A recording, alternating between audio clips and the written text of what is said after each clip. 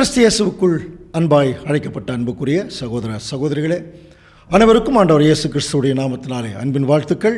கடந்த வாரத்தில் இல்லையா 2ஆம் உலகம் முதல் பாகம், அதில் தேவனுடைய திட்டம் கவனிச்சு பார்த்தீங்கன்னா, முதல் உலகத்தில் ஒரு ராஜ்யத சந்ததி வந்துருச்சு. தேவபக்தியுள்ள சந்ததி வரணும்னு தேவன் என்ன செய்தார்? ஆதாமை உருவாக்கினார்.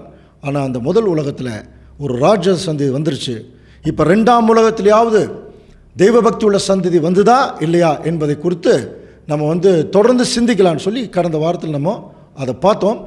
அதில் பார்க்கும்போது பாருங்கள், மெய்யாகவே தேவன் 2ஆம் உலகத்தில் ஆபிரகாமை தேவன் தெரிந்தெடுத்து ஆபிரகாமுக்கு ஒரு விசுவாச பரீட்சை வச்சு அந்த பரீட்சையில் அவரை ஜெயிக்க வச்சு, கவனிச்சு பார்த்தீங்கன்னா, ஒரு விசுவாச குடும்பத்திற்கு அல்லது ஒரு தெய்வபக்தி உள்ள சந்ததிக்கு ஒரு தகப்பனாக தேவன் ஆபிரகாமை தெரிந்தெடுத்ததை கடந்த வாரத்தில் பார்த்தோம். ஸோ விசேஷமாக ஆபிரகாம்கிட்ட தேவன் என்ன சொன்னார்? உன் சந்ததியை வானத்து நட்சத்திரங்களைப் போலவும் கடற்கரை மணலத்தைப் போலவும் பெருக பண்ணுவேன்னு சொன்னார் இல்லையா? இப்போ நீங்கள் ஒரு தராசில் ஆதாமையும் ஆபிரகாமையும் வச்சோம்னா, இப்போ முதல்ல ஆபிரகாம் கவனிச்சு பார்த்தீங்கன்னா, ஆதாம் என்ன செய்ய தவறினாரோ, தேவனை விசுவாசிக்க தவறினார். ஆபிரகாம் முற்றிலும் தேவனை விசுவாசித்தார். அதனால் ஆபிரகாமிலிருந்து இப்போ ஒரு தெய்வ பக்தி உள்ள சந்ததி வெளியே வரப்போகுது. இந்த தெய்வ பக்தி உள்ள சந்ததி எப்படி வெளிவருங்கிறத சொல்கிறா பாருங்க. உன் சந்ததியை வானத்து நட்சத்திரங்களைப் போலவும் கடற்கரை மணலைப் போலவும் பெருக பண்ணுவேன் அப்படின்னார். கவனிங்க, இதுதான் 2ஆம் உலகத்தில் நடக்க போகிற தீர்க்க தரிசனம். ஆபிரகாமிலிருந்து 2 சந்ததி வெளியே வருவாங்க. கவனிக்கிறீங்களா? 2 சந்ததி வெளியே வருவாங்க. ஒரு சந்ததி வானத்து நட்சத்திரங்களை போல் இருப்பாங்க, ஒரு சந்ததி கடற்கரை மணலை போல் இருப்பாங்க. ஸோ இந்த 2 சந்ததி வருவதுக்கு தான் 2ஆம் உலகம் இப்போ ஓடிட்டுருக்கு. இந்த 2ஆம் உலகம் அடுத்த வசனம் ரொம்ப ரொம்ப முக்கிய அன்புக்குரிய சகோதர சகோதரி. இப்போ அந்த 2 சந்ததி வந்துட்டாங்கன்னா, உன் சந்ததிக்குள் அந்த 2 சந்ததி வர்றாங்க இல்லையா, உன் சந்ததிக்குள் பூமியில் உள்ள சகல ஜனங்களையும் ஆசீர்வதிப்பேன், ஆசீர்வதிக்கப்படும் சொன்னார். அப்போ 3 காரியங்கள் நடக்கணும். இப்போ இந்த 2ஆம் உலகத்தில் கவனிக்கிறீங்களா, 2ஆம் உலகத்தில் 2 சந்ததி வெளிவரணும். ஆபிரகாமிலிருந்து ஒரு சந்ததி வானத்து நட்சத்திரம் மாதிரி இருக்கணும், இன்னொரு சந்ததி கடற்கரை மணலாக இருக்கணும், மணல் மாதிரி ஒரு சந்ததி. அது என்னங்கிறது இப்போ வேலைக்கு பார்க்கலாம்.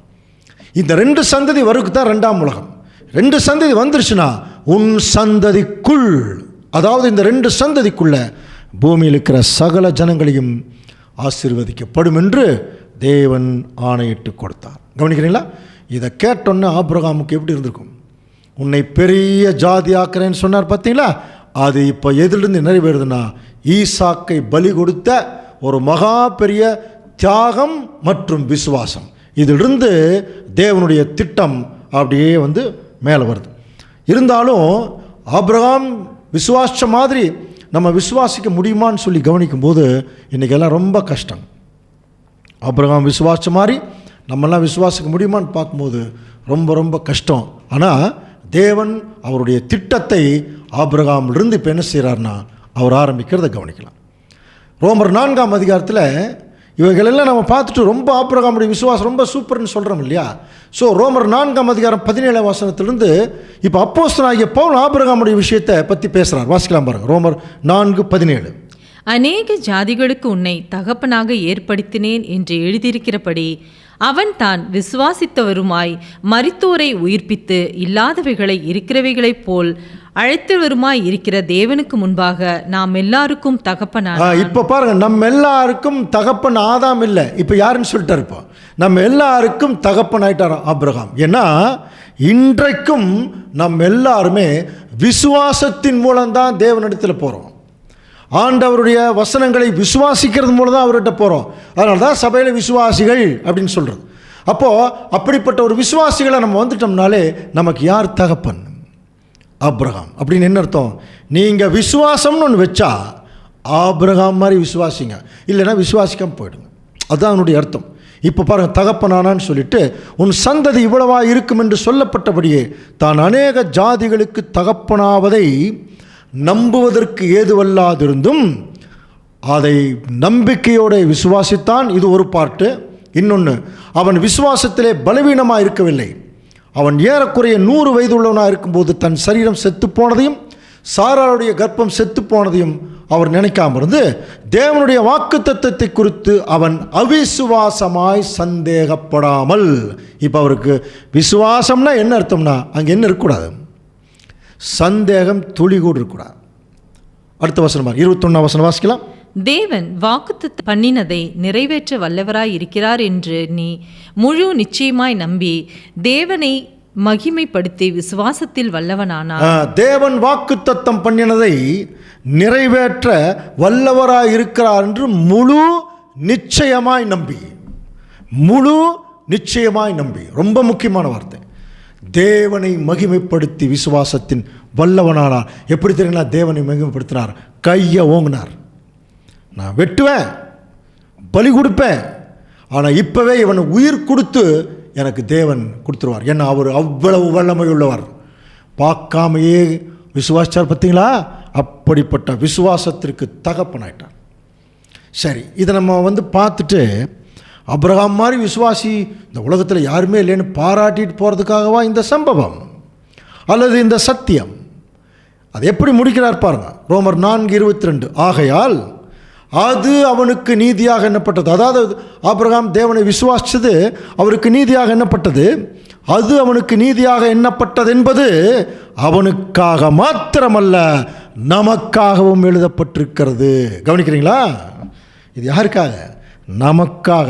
நம்ம எப்படி தேவனை விசுவாசிக்கணும் அப்படிங்கிறதுக்கு ஒரு ரோல் மாடலாக, ஒரு முன்னோடியாக இப்போ யார் இருந்திருக்கிறது? ஆபிரகாம் இருந்திருக்கார். அப்படி ஒரு வேளை நம்ம விசுவாசிட்டோம்னா ஆபிரகாமிற்குள் இருந்து 2 சந்ததி வெளிவரும் சொன்னார் இல்லையா? அந்த 2 சந்ததி வானத்து நட்சத்திரம் போல் இருக்கும், கடற்கரை மணலை போல் இருக்கும். அப்படின்னா இதை எப்படி புரிஞ்சுக்கிறது? மறுபடியும் அதே நூல் பிடிச்ச மாதிரி இந்த ஹிஸ்ட்ரிக்குள்ளே போனோம். இப்போ ஆபிரகாம், அதுக்கப்புறம் ஆபிரகாமுக்கு தேவன் சொல்லிட்டார், உன் சந்ததியை உன் பின்னாடி ஒரு பெரிய குரூப் வெளியே வருவாங்க, உனக்கு பின்னாடி ஒரு சந்ததி. அதில் ஒரு குரூப் வானத்து நட்சத்திரம். அப்படின்னா எப்படி புரிஞ்சுக்கிறது? ஸ்டார் மாதிரி மின்னுவாங்கன்னு அர்த்தம். அவர்கள் வானத்துக்குரியவர்களாக இருப்பாங்க அப்படின்னு அர்த்தம். அது என்ன பின்னாடி பார்க்கலாம். இன்னொரு குரூப்பு இந்த கடற்கரை மணல் மாதிரி. எப்படி கடற்கரை மணல் ஒரு பெரிய கடலையே கண்ட்ரோல் பண்ணுது இல்லையா? அந்த மாதிரி இந்த பூமிக்குரிய ஒரு ஆசீர்வாதத்திற்குள்ளே வரக்கூடிய ஒரு கூட்டம். இந்த 2 கூட்டமும் வெளியே வருவாங்க. அதைத்தான் சொல்லும்போது உன் சந்ததி வானத்து நட்சத்திரம் போலவும் கடற்கரை மணலை போலவும் பெருக பண்ணுவேன் அப்படின்னு சொல்லிட்டு அடுத்தது உன் சந்ததிக்குள் பூமியில் உள்ள சகல ஜனங்களையும் ஆசீர்வதிப்பேன். ஸோ இந்த ஆசீர்வாதம் ஆபிரகாமிலிருந்து வருது இல்லையா? இப்போ மறுபடியும் என்ன செய்ய போகிறோம்? ஆபிரகாமுடைய லைஃப் ஹிஸ்ட்ரிக்குள்ளே போகலாம். ஆபிரகாமுக்கு தேவன் வானத்து நட்சத்திரம், கடற்கரை மணல், உன் சந்ததியிலிருந்து 2 வகுப்பார் வருவாங்கன்னு சொல்லிட்டு அவர் போயிட்டார். இப்போ ஆபிரகாமுடைய கோர்ஸ் முடியுது. அடுத்தது ஈசாக்கு ஒரு தெய்வ பக்தி உள்ள மகனாக அவர் பின்னாடி வளர்றார். அவர் வளர்ந்து கொஞ்சம் மேலே வரும்போது தேவன் ஈசாக்க கூப்பிட்டு இப்போ அவர் என்ன சொல்கிறார் பாருங்க. ஆதியாகமம் 26ஆம் அதிகாரம் 5ஆம் வசனம் வாசிக்கலாம். நான் உன் சந்ததியை வானத்தின் நட்சத்திரங்களைப் போல பெருக பண்ணி உன் சந்ததிக்கு இந்த தேசங்கள் யாவையும் தருவேன். கவனிக்கிறீங்களா? அன்புக்குரிய சகோதர சகோதரிகளே, கொஞ்சம் ஜாக்கிரதையாக கவனிங்க. முதல்ல ஆபிரகாமுக்கு சொல்லும்போது உன் சந்ததி வானத்து நட்சத்திரம் போலவும் கடற்கரை மணலை போலவும் சொன்னவர் ஈசாக்க கூப்பிட்டு வானத்து நட்சத்திரங்களைப் போல பெருக பண்ணுவேன். புரியுதுல? வானத்து நட்சத்திரம் ஆசீர்வாதத்தை மட்டும் ஈசாக்கு கிட்ட சொல்லிட்டார். கடற்கரை மணலை பற்றி ஈசாக்கு கிட்ட பேசவே இல்லை. கவனிக்கிறீங்களா? இது ஆபிரகாமுடைய மகன் தான் நுணுக்கம், ஆசீர்வாதங்கள் அடங்கிய நுணுக்கம். அடுத்தது கொஞ்ச நாள் கழித்து ஈசாக்கினுடைய மகன் யாக்கோபு அவருடைய டெவலப்மெண்ட் வருது. ஆதியாகமம் 28ஆம் அதிகாரம் 14ஆம் வசனம். உன் சந்ததி பூமியின் தூளை போல் இருக்கும். பாருங்க, உன் சந்ததி பூமியின் தூளை போல் இருக்கும் அப்படிங்கிறார். அப்போ ஆபிரகாமிட்ட சொல்லும்போது உன் சந்ததி வானத்து நட்சத்திரம் போலவும் கடற்கரை மணல் போலவும் சொன்னவர் ஈசாக்கு கிட்ட சொல்லும்போது வானத்து நட்சத்திரம் மட்டும் சொல்றார். யாக்கோபு கிட்ட சொல்லும்போது பாருங்க, பூமியின் தூள்னா கடற்கரை மணல். அப்படின்னா என்ன அர்த்தம்? ஆபிரகாமிலிருந்து 2 சந்ததி வெளியே வருவாங்க. அதில் ஈசாக்கிலிருந்து வெளியே வரக்கூடிய சந்ததி ஒரு சந்ததியாக இருக்கும், யாக்கோபிலிருந்து வெளியே வரக்கூடிய சந்ததியாக இருக்கும். அப்போ 2 சந்ததி ஒன்று வானத்து நட்சத்திரம் போல் இருக்கும், இன்னொன்று கடற்கரை மணலை போல் இருக்கும்னு ஒரு தீர்க்க தரிசனமாக சொல்லிட்டார். இப்போது இதை நம்ம டீட்டெயிலாக உள்ளே போனால் தான் யார் வானத்து நட்சத்திரம், யார் கடற்கரை மணலுங்கிறது நமக்கு புரியும். இப்போ நம்ம என்ன பண்ணலாம், மறுபடியும் நூல் பிடிச்ச மாதிரி அந்த ஹிஸ்ட்ரிக்குள்ளே போகலாம். ஆபிரகாமுக்கு அப்புறம் ஈசாக்கு அப்புறம் யாக்கோபு. கவனிக்கிறீங்களா? யாக்கோபுக்கு தான் 12 பிள்ளைகள் பிறந்தாங்க. யாக்கோபுக்கு தேவன் இஸ்ராயேல்னு பேர் வச்சார். புரியுதுங்களா?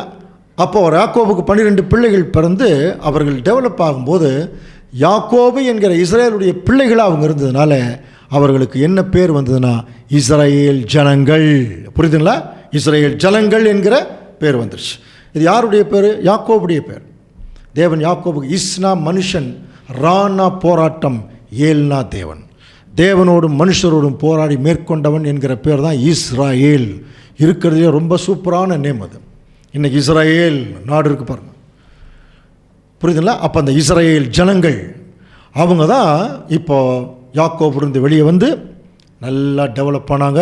அந்த ஹிஸ்ட்ரியெல்லாம் நமக்கு சண்டே கிளாஸ்லேருந்து தெரியும். சத்தியம் படித்தவங்களுக்கு தெரியும். அந்த 12 பேர்த்தில் யோசேப்பு பார்த்தீங்கன்னா யாக்கோபு ரொம்ப ஜாஸ்தி நேசித்தார். யோசேப்பு பென்யமின் ஏன்னா தன் அதிகம் நேசித்த மனைவியின் இடத்துல பிறந்தாங்க. அதில் பார்த்தீங்கன்னா 12 பேர். அதில் யாக்கோபுக்கு பார்த்தீங்கன்னா யோசேப்பு மேலே ரொம்ப ரொம்ப பிரியம். அவருக்கு யோசேப்புக்கு என்ன பேருன்னு படிச்சிருக்கணும், சொப்பனக்காரன் இல்லையா? அப்போ இவர் அந்த கனவெல்லாம் கண்டார்னெல்லாம் படிச்சிருக்கணும். அதெல்லாம் டீட்டெயிலாக இப்போ போக முடியாது. ஆனால் ஒரு விஷயம் நமக்கு நல்லா தெரியும். ஒரு குறிப்பிட்ட காலத்தில் என்ன ஆயிடுச்சு, இவங்க ஆடு மேய்க்கிறதுக்கெல்லாம் போயிட்டாங்க அண்ணமார்கள். யோசேப்பு தன்னுடைய அண்ணமார்களை பார்க்க போகிறார். ஏற்கனவே அண்ணமார்களுக்கு யோசேப்பு மேலே பொறாமை. ஏன்னா யாக்கோபு யோசேப்பை அதிகமாக நேசிக்கிறார்னு சொல்லி கடைசியில் என்ன ஆயிடுச்சு, யோசேப்பை அவர்கள் என்ன பண்ணிட்டாங்கன்னா குழியில் இறக்கி 20 வெள்ளிக்காசுக்கு இஸ்மேல் ஜனங்களிடத்தில் யோசேப்பை விட்டு போடுறாங்க. யோசேப்பு கெஞ்சிருப்பார் இல்லையா, நான் விட்டுருக்கேன்னான்னு கெஞ்சிருப்பார். ஆனால் அங்கே எதுவும் நடக்கலை. அவரை விற்று போடுறாங்க. கடைசியில் யோசேப்பு என்ன ஆயிட்டார்னா தேவனுடைய திட்டத்தின்படி எகிப்தில் போய் செட்டில் ஆகிறார். எகிப்தில் நடந்த நிகழ்ச்சிகள்லாம் நமக்கு தெரியும். அந்த போர்த்திபார் நிமித்தமாக அவர் ஜெயிலுக்கு போகிறார். ஜெயிலில் ஒரு கனவை ரிவீல் பண்ணும்போது அங்கே பார்த்தீங்கன்னா அடுத்தது பார்வோன் ராஜாவுடைய மிகப்பெரிய ஒரு இடத்துக்கு பக்கத்தில் போய் யோசேப்பு அங்கே செட்டில் ஆகிறார். பார்வோன் ராஜாவுக்கு அடுத்த ஸ்தானத்தில் போய் நிற்கிறார். பார்வோன் ராஜா சொல்கிறார் பாருங்க, ஆதியாகமம் 41 அதிகாரம் 40 வசனம் வாசிக்கலாம். நீ என் அரண்மனைக்கு அதிகாரியாய் இருப்பாய், உன் வாக்கின்படியே என் ஜனங்கள் எல்லாரும் அடங்கி நடக்க கடவுள். என்ன சொல்லிட்டு பாருங்க, உன் வாக்கின்படியே நீ என்ன சொல்றியோ அப்படி எல்லாரும் கேட்டு நடக்கணும். சிங்காசனத்தில் மாத்திரம் நான் உயர்ந்திருப்பேன், மற்றபடி நீ ரொம்ப பெரியவனாக இருப்பேன் என்று சொல்லி ராஜாவுக்கு அடுத்த ஸ்தானத்தில் யோசேப்பு போய் உட்கார்ந்தார். அந்த டைமில் தான் ஆதியாகமத்தில் நம்ம படிச்சிருக்கோம் இல்லையா, சகல தேசங்களிலும் பஞ்சம் கொடிதான், ரொம்ப பயங்கரமான பஞ்சம் வந்துருச்சு. அப்போது சொந்த அண்ணமார்களே எகிப்துக்கு உணவு தேடி வர்றாங்க. அப்படி வரும்போது யோசேப்பை பார்த்துடுறாங்க. அந்த நிகழ்ச்சியெல்லாம் ரொம்ப நீண்ட நிகழ்ச்சி, ரொம்ப சுவாரஸ்யமாக இருக்கும். தன்னுடைய அண்ணமார்களை பார்த்துட்டார் யோசேப்பு, அவர் அழுகிறார். அதுக்கப்புறம் தன்னுடைய அண்ணமார்களெல்லாம் கூட்டி சேர்த்துக்கிறார். அவங்க கூட பயந்துக்கிறாங்க, அவரை வித்துட்டோமே, அவரை ரொம்ப தொந்தரவு பண்ணிட்டுமே, கொடுமைப்படுத்திட்டுமேன்னு சொல்லி பயந்துக்கிறாங்க. ஆனால் யோசேப்பு தன்னுடைய நல்ல கேரக்டரை அங்கே தேவன் முன்னாடி அங்கே காட்டுறார் பாருங்க.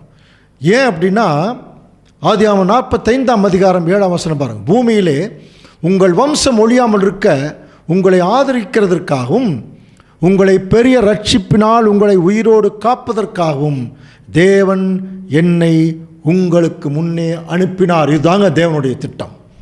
ஒரு காலத்தில் மிகப்பெரிய பஞ்சம் வரும்போது அரண்மனையில் போய் ஸ்டாக் இருக்கிற வாங்கணும் இல்லையா, உணவு வாங்குறதுக்கு அங்கே ஒரு இன்ஃப்ளூயன்ஸ்டு ஒரு பர்சன் இருக்கணும், ஒரு ஆள் இருக்கணும். அதுக்கு தேவன் பாருங்கள் ஏற்கனவே ப்ரீ பிளான்டு யோசேப்பை முன்னாடி கொண்டே வச்சிட்டார். யோசேப்பு அதை சொல்கிறார், நீங்கள் எனக்கு தீமை செய்ய நினச்சிங்க, தேவன் அதை நன்மையாக முடிச்சிட்டார் பாருங்கள். அப்புறம் யாக்கோபு ஃபேமிலியோட வர வச்சு அவங்களுக்கு தனியாக ஒரு எஸ்டேட்டை ஃபார்ம் பண்ணி கொடுத்து அவர்கள் எகிப்தில் இப்போ என்ன ஆகிறாங்க, வளர ஆரம்பிக்கிறாங்க. ஸோ இந்த இஸ்ரேல் ஜனங்கள் அப்படிங்கிற குரூப் எப்போ ஸ்டார்ட் ஆகுதுன்னா, இப்போ யாக்கோபோட எகிப்துக்கு வந்த ஜனங்கள் ஒரு 70 பேராக வந்திருக்காங்க. கவனிச்சு பார்த்தீங்கன்னா அவர் 70 பேர் வந்துட்டு கொஞ்சம் கொஞ்சமாக எகிப்தில் டெவலப் ஆக ஆரம்பித்து ஒரு 195 வருஷங்கள் ஆகுது. கவனிங்க, ஒரு 195 வருஷங்கள் ஆகும்போது ஒரு குடும்பமாக வந்த ஜனங்கள் ஒரு தேசமாக பெருகினாங்களாம் இஸ்ரேல் ஜனங்கள். ஒரு குடும்பமாக வந்தாங்க எகிப்துக்கு. இப்போ ஒரு மகா பெரிய தேசமாக ஆயிட்டாங்களாம். அந்த டைமில் ஒரு எகிப்து கவனிச்சிங்கன்னா யோசேப்பை அறியாத வேறொரு பார்வோன் ராஜா வர்றான். அவன் வந்து பயந்துக்கிறான். இப்படி திடீர்னு ஒரு எபிரேய குடும்பம் இப்படி ஒரு பெரிய லெவலில் வந்துட்டுருக்குறாங்க, இவர்களை டெவலப் பண்ண விட்டோம்னா இவர்கள் நம்மையே அடிமைப்படுத்துவாங்கன்னு சொல்லி அவன் என்ன செய்கிறான்னா இஸ்ரேல் ஜனங்களை அவன் அடிமைத்தனம் பண்ண ஆரம்பிக்கிறான். அதெல்லாம் நமக்கு தெரியும் இல்லையா, ரொம்ப கொடுமை பண்ணுறான். ஸோ இப்படி கொடுமை பண்ணும்போது இஸ்ரேல் ஜனங்கள் எல்லாம் ரொம்ப கொடுமையினால் ரொம்ப பரிதபிக்கிறாங்க. ரொம்ப பரிதபிச்சு தேவனை நோக்கி கெஞ்சல, அவர்களுக்குள்ளே அவங்க என்ன பண்ணிட்டு இருக்கிறாங்க, ரொம்ப மோசமான முறையில் கஷ்டப்படுறாங்க.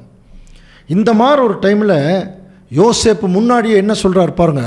அவர் ஒரு பெரிய ராஜா, ஆனால் அந்த ராஜா நிலைமையை தக்க வைக்கிறதுக்கு அவருக்கு மனசு இல்லை. தேவனுடைய சத்தியத்தில் அவருடைய பிள்ளைகளுக்கு தேவன் கொடுத்த தேசத்தில் குடியிருக்கணும்னு விரும்பினார். ஆதியாகமம் 50:24. யோசேப்பு தன் சகோதரரை நோக்கி, நான் மரணம் அடையப் போகிறேன், ஆனாலும் தேவன் உங்களை நிச்சயமாய் சந்தித்து நீங்கள் இந்த தேசத்தை விட்டு தாம் ஆபிரகாமுக்கும் ஈசாக்குக்கும் யாக்கோவுக்கும் ஆணையிட்டு கொடுத்திருக்கிற தேசத்துக்கு போக பண்ணுவார் என்று சொன்னதும் அன்றி. பாருங்க, அப்போவே சொல்லிட்டார் பாருங்க, என்னைக்காவது ஒரு நாள் தேவன் உங்களை சந்திச்சு இது நமக்கு நிரந்தரம் இல்லை, நான் இங்கே ராஜாமா இருந்தால் கூட இது நமக்கு நிரந்தரம் இல்லை, தேவன் உங்களுக்கு ஒரு தேசத்தை கொடுப்பார், நீங்கள் அங்கே போவீங்க.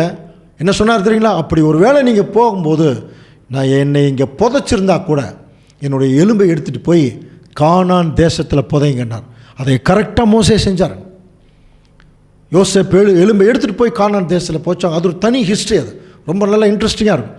ஸோ இப்படியாக அந்த பார்வோன் ராஜா என்ன பண்ணுறான், சில காலம் சென்ற பின்பு எகிப்தின் ராஜா மரித்தான், இஸ்ரேல் புத்திரர் அடிமைத்தனத்தினால் தவித்து கொண்டு முறையிட்டு கொண்டிருந்தார்கள். இந்த வசனம் எப்படி புரிஞ்சுக்கூடாதுன்னா, தேவனை நோக்கியில் இவங்களுக்கு இன்னும் தேவனை யாருன்னு தெரியல, அவங்களுக்குள்ளே புலம்பிட்டு இருந்திருக்காங்க.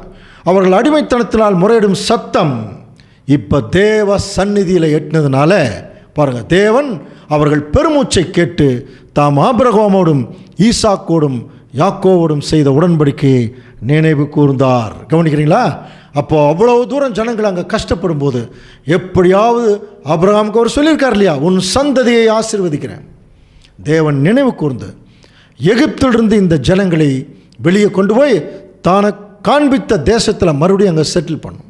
அதான் தேவனுடைய திட்டம். அதற்கு இப்போ ஒரு மகா பெரிய லீடர் வேணும், பெரிய லீடர் வேணும். தேவன் அப்படி நினைத்து கொண்டிருக்கும் போது தான் அந்த எகிப்தில் என்ன சட்டம் போட்டாங்க தெரியுங்களா, எபிரேய குழந்தைகள் ஆண் குழந்தைகள் பிறந்தால் உடனே கொன்னுருங்க. அப்படி ஒரு சட்டம் போட்ட காலப்பகுதியில் தான் அங்கே ஒரு அருமையான அழகான குழந்தை ஒரு தாய்க்கு பிறக்குது. அந்த குழந்தைக்கு பேர் மோசே. அந்த தாய் அந்த குழந்தைய எடுத்து கண்ணில் பார்க்குது, ரொம்ப அழகாக இருக்குது, இதை கொல்றதுக்கு மனசு இல்லை. அதனால் ஒரு சின்ன பெட்டியில் வச்சு அந்த நதியில் கொண்டு போய் விடும் பொழுது பார்வோனுடைய குமாரத்தி அங்கே வர்றாங்க. கவனிக்கிறீங்களா? இதெல்லாம் அந்த நடந்த சரித்திரம். குமாரத்தி அங்கே வர்றாங்க, அந்த பெட்டியில் அந்த குழந்தைய எடுத்து பார்க்குறாங்க, ரொம்ப அழகாக இருக்குது பார்க்குறதுக்கு. உடனே இந்த குழந்தைய வளர்த்துறதுக்கு யாராவது ஒரு தாதியை கூப்பிட்டு வாங்கன்னு சொல்கிறாங்க. அப்போது அந்த தாதியை கூப்பிட்டு வந்தது யார் தெரியுங்களா, அந்த குழந்தையுடைய அக்கா. அந்த குழந்தையுடைய அக்கா மிரியாம்னு கேள்விப்பட்டிருப்பேன் இல்லையா, அந்த அம்மா. அவங்க தான் ரொம்ப தூரத்தில் நின்று பார்க்குறாங்க. உடனே யாரை கூட்டிகிட்டு போகிறாங்கன்னா மோசேயினுடைய தாயவே கூட்டிகிட்டு போகிறாங்க.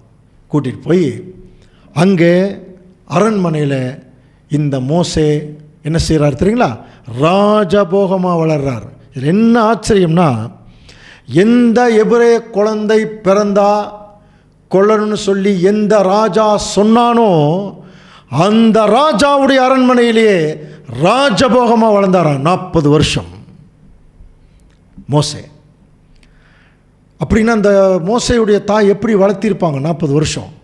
தேவனுடைய கற்பனைகள் கட்டளைகள் அந்த வைராக்கியம் எல்லாம் வச்சு தான் வளர்த்துனாங்க. அதே சமயத்தில் மோசே அரண்மனையில் சகல கலைகளையும் கற்று அவர் தேர்றார். கவனிக்கிறீங்களா? சகல கலைகளையும் தற்று தேரும்போது தான் அந்த வைராக்கியம் நிமித்தம் ஒருத்தர் எகிப்தியனை ஒருத்தனை வெட்டிட்டார். பயந்து இப்போ மீதியான் தேசத்துக்கு ஓடுறார். அதெல்லாம் தேவனுடைய சித்தம் தான். மீதியான் தேசத்துக்கு ஓடி தன் மாமனாருடைய ஆடுகளை எல்லாம் அவர் மேய்ச்சிட்டு வர்றார். அந்த பிள்ளைகள் எல்லாம் அவங்களுக்கு அந்த போகிற போதே அந்த மேய்ப்பர்கள் எல்லாம் இவங்களுக்கு தண்ணி கொடுக்காம ரொம்ப தொந்தரவு பண்ணுறாங்க. அவர்களெல்லாம் விரட்டிட்டு மோசே தன்னுடைய மாமனாருடைய ஆடுகளுக்கு அங்கே தண்ணீர் காட்டினார். 40 வருஷங்கள் ஆடுகளை மேய்த்து வந்தார். கவனிக்கிறீங்களா? இப்போ மோசேக்கு 80 வருஷம் ஆகுது. 80 வருஷம் ஆகும்போது வனாந்தரத்தில் அவர் போயிட்டுருக்கும்போது திடீர்னு ஒரு முச்செடி எரியுது, ஆனால் பஸ்பமாகலை. பக்கத்தில் போய் பார்க்குறாரு, எரியுது ஆனால் பஸ்பமாகலை. நடுவில் ஒரு தேவதூதன் நின்று, நீ போய் இஸ்ரேல் ஜனங்களை மீட்டு வா. நல்ல பெரிய சரித்திரம். உடனே மோசே அதுக்கு கீழ்ப்படிஞ்சு 80வது வயசில் வர்றாருங்க மறுபடியும் எகிப்துக்கு. புரியுதுங்களா? அப்போது தேவன் 40 வருஷம் அரண்மனையில் ட்ரைனிங். ஏன்னா அந்த ஜனங்களை ஆர்கனைஸ் பண்ணோம். 40 வருஷம் வனாந்திரத்தில் ட்ரைனிங். ஏன்னா அவர்களை வனாந்திரத்தில் வழி நடத்தணும். அதுக்காகத்தான் 80 வருஷம் ட்ரைனிங் கொடுக்குறாரு. எவ்வளோ ஃபுல் ஃப்ளெட்ஜ்டு ட்ரைனிங் பாருங்கள் இங்கே மோசேக்கு. இப்போ மோசே பார்வோன் இடத்துல என் ஜனங்களை போக விடு சொல்கிறார். பார்வோன் விட மாட்டேங்கிறார். உடனே 10 வாதைகள் அங்கே நடக்குது. 10வது வாதை தான் தலைப்பிள்ளை சங்காரம். இதெல்லாம் நம்ம ஏற்கனவே படிச்சிருப்போம். அந்த தலைப்பிள்ளை சங்காரம் முடியும் போது அந்த பார்வோன் ராஜா இஸ்ரேல் ஜனங்களை வெளியே விடுறான். தேவன் என்ன பண்ணார் தெரியுங்களா? இந்த உலகத்திலேயே எந்த ஜனத்துக்கும் செய்யாத ஒரு அப்நார்மல் கைடன்ஸ் கொடுக்குறார் பாருங்கள். அந்த ஜனங்கள் வனாந்தரத்தில் எகிப்தை விட்டு வெளியே வர்றாங்க. வனாந்தரத்தில் வரும்பொழுது அவர்கள் பார்த்தீங்கன்னா ஒரு செங்கடல் முன்னாடி நிற்குது, பின்னாடி பார்வோனுடைய இராணுவம் வந்துட்டுருக்கு. இப்போ தேவன் செங்கடலையே பிளந்து அவர்களை வனாந்தரத்தில் வெட்டாந்தரையில் நடக்க வச்சார். பகலில் மேகஸ்தம்பம், இரவில் அக்னி ஸ்தம்பம். கவனிக்கிறீங்களா? அவர்களுக்கு சாப்பாடு வேணுங்கிற போய் பயிர் செஞ்சு உழைக்க வேண்டிய அவசியம் இல்லை. காலையில் எந்திரிச்சோன்னே மண்ணா ஒரு மாவு மாதிரி ஒரு பொருள் கிடைக்கும். அதை எடுத்துகிட்டு போய் அவங்க மறுபடியும் இடித்து அரைச்சி அப்பமாக சுட்டு சாப்பிட்லாம். எங்கேயும் போய் அவங்க கேட்க வேண்டியதில்லை, பயிர் விளைக்க வேண்டியதில்லை. கறி வேணும்னு ஆசைப்பட்டாங்க, காடைகளை கொடுத்தார். அதெல்லாம் பெரிய ஹிஸ்ட்ரி. இப்படியாக இந்த இஸ்ரேல் ஜனங்களை தேவன் ஆபிரகாமின் நிமித்தம் பராமரித்து வந்தார். அதில் இன்னொரு விஷயம் கூட கவனிச்சு பார்த்தீங்கன்னா, இந்த மேப்பு கொஞ்சம் பாருங்கள். அதில் எகிப்தில் ராம்சேஸுங்கிற பட்டணம் மேலே இருக்கு பாருங்கள். ஸோ இங்கேருந்து வட கிழக்கில் தான் கானான் தேசம் இருக்குது. ஆக்சுவலாக அவங்க அதில் தான் போயிருக்கணும். வட கிழக்கில் அவங்க போனாங்கன்னா 40 நாளில் கானான் தேசத்துக்கு போயிருக்கலாம். ஆனால் தேவன் என்ன பண்ணுறாருன்னா எக்ஸ்ட்ரீம் தெற்கில் கூட்டிகிட்டு வரார் பாருங்கள். அந்த படத்தை பாருங்கள். தெற்கில் கூட்டிகிட்டு அந்த ஹோரேப் சீனாய் மலையில் தான் கட்டளைகள் எல்லாம் கொடுத்து மறுபடியும் பாரான் வனாந்தரத்தில் அவங்க என்ன செய்கிறாங்கன்னா அவங்க போய் 1 வருஷத்துக்குள்ளே கானான் தேசத்துடைய எல்லைக்கே போயிட்டாங்க. அப்படி அவர்கள் எல்லைக்கே போகும் முன்னாடி சீனாய் மலையில் தேவன் அவங்களை நிறுத்தி அவங்களுக்கு ஒரு முக்கியமான ஒரு கட்டளை கொடுத்தார். அதை இப்போ வாசிக்கலாம் பாருங்கள். யாத்திராகமம் 19ஆம் அதிகாரம் 5ஆம் வசனம்.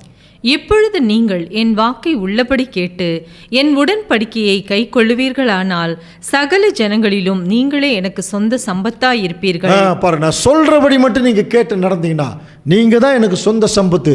இதுக்கு அடுத்த வசனம், பூமியெல்லாம் என்னுடையது, ஆனா நீங்க என்னுடைய சொந்த சம்பத்துன்னார். நான் சொல்றபடி மட்டும் கேட்டு நடங்க அப்படின்னு சொன்னார். ஆனால் அதையெல்லாம் கற்பனையை வாங்கினாங்க. ஆனால் சொல்கிறபடியெல்லாம் கேட்டு நடக்கலை. அதுக்கு ஆதாரமே கவனித்து பார்த்தீங்கன்னா, மோசே மலைக்கு மேலே போயிட்டு திரும்பி வர்றதுக்குள்ளே கண்ணுக்குட்டி வச்சு வணங்க ஆரம்பிச்சிட்டாங்க. அது ஒரு இன்சிடென்ட் நமக்கு நல்லா தெரியும். அந்த 1 வருஷத்துக்குள்ளேயே பார்த்தீங்கன்னா கானான் தேசத்துடைய எல்லைக்கு அவங்க போயிட்டாங்க. அந்த கானான் தேசத்துடைய எல்லையிலிருந்து மோசே 12 பிரதிநிதிகளை கானான் தேசத்தை வேவு பார்க்கறதுக்கு 40 நாள் அனுப்பிச்சார். வேவு பார்த்துட்டு வந்தாங்க. 10 பேர் தேசத்தை குறித்து துர்ச்செய்தி சொன்னாங்க. 2 பேர் யோசுவாவும் காலேபும் நற்செய்தி சொன்னாங்க. ஆனால் அந்த ஜனங்க பாருங்கள், துர்ச்செய்தி சொன்ன ஜனங்களை கேட்டு பின்னாடியே எகிப்துக்கு போகிறேன்னு நிற்கிறான். அப்புறம்தான் தேவன் சொன்னார், இந்த ஜனங்களெல்லாம் என்ன சொன்னாங்களா, நாங்கள்லாம் வனாந்தரத்தில் அழிக்கிறதுக்காகவா எங்களை கூட்டிகிட்டு வந்தேங்கன்னு சொல்லி மோசே ஆரோன்கிட்டலாம் பயங்கரமாக கலகம் பண்ணான். தேவன் சொன்னாரா, சரி வனாந்தரத்தில் சாகிறதுக்கு தான் கூட்டிகிட்டு வந்தீங்கன்னு கேட்டாங்களா, சரி வனாந்தரத்திலே சாகட்டும்னு சொல்லி அந்த கானான் தேசத்துடைய எல்லையிலிருந்து மறுபடியும் அவங்களுடைய பிரயாணம் ஸ்டார்ட் ஆகுது. அங்கே இருந்து தாங்க 40 வருஷம் ஸ்டார்ட் ஆகுது. நிறைய பேர் என்ன நினச்சிட்டாங்கன்னா எகிப்திலிருந்து புறப்பட்ட போதே 40 வருஷம் அல்ல, கானான் தேசத்துக்கே போயிட்டாங்க. அவங்க போய் கானான் தேசத்தை விசுவாசிக்காதனால 40 வருஷம் அவர்கள் சுற்றினாங்க. 40 வருஷம் சுற்றி அந்த 40 வருஷம் முடியும் போது அப்படியே மோவாப் தேசத்துடைய எல்லை வழியாக யோர்தானை கடந்து எரிகோவை கடந்து இப்போது கானான் தேசத்துக்குள்ளே போனாங்க. போகும்போது மோசே உயிரோடு இல்லை, அது நமக்கு நல்லா தெரியும்.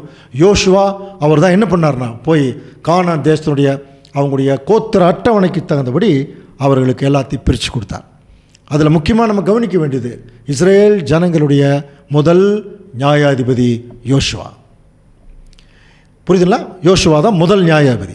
இவர் பிரித்து கொடுத்ததுக்கப்புறம் நியாயாதிபதிகளுடைய காலம் ஸ்டார்ட் ஆகுது. பைபிளில் தான் அதனுடைய அந்த ஹிஸ்ட்ரி. கானான் தேசத்துக்குள்ளே போயிட்டாங்க. இப்போ முதல் நியாயாதிபதி யோசுவா. இப்போ நியாயாதிபதிகளுடைய காலம் ஸ்டார்ட் ஆகுது.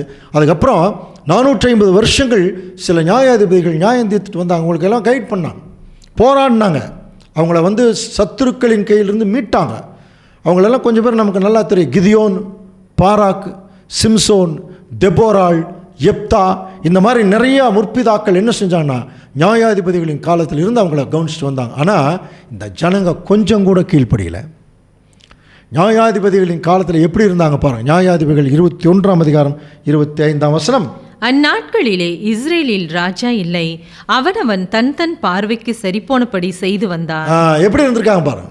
அவனவன் தன் தன் பார்வைக்கு சரி போனபடி செய்து இஷ்டத்துக்கு இருந்திருக்காங்க. அப்படின்னா யாருமே கட்டளை கீழ்ப்படியல. காரணம், எகிப்தில் இவங்க ஏற்கனவே சாத்தான் இவங்களுக்குள்ள தவறான விதையை விதைச்சிட்டான். அந்த விதை இன்னும் தேவன் அவ்வளவு நன்மை செஞ்சு கூட இப்போ பாருங்கள், தேவனை நோக்கி அவங்க பார்க்காம, தேவனுடைய தீர்க்கதரிசிகள் அவருடைய பிள்ளைகளை நோக்கி பார்க்காம இவர்கள் தொடர்ந்து தேவனுக்கு விரோதமாக தான் இருக்காங்க. அப்புறம் பார்த்தீங்கன்னா அந்த நியாயாதிபதிகள் காலம் முடியும் போது இஸ்ரேல் ஜனங்களுடைய கடைசி நியாயாதிபதி சாமியல் தீர்க்கதரிசி. நல்லா புரிஞ்சுக்கலாம். அவர் இருக்கும்போது போய் ஜனங்கள் எல்லாம் அவரை போய் டார்ச்சர் பண்ணுறாங்க. எப்படி புறஜாதிகளை பார்க்குறாங்க.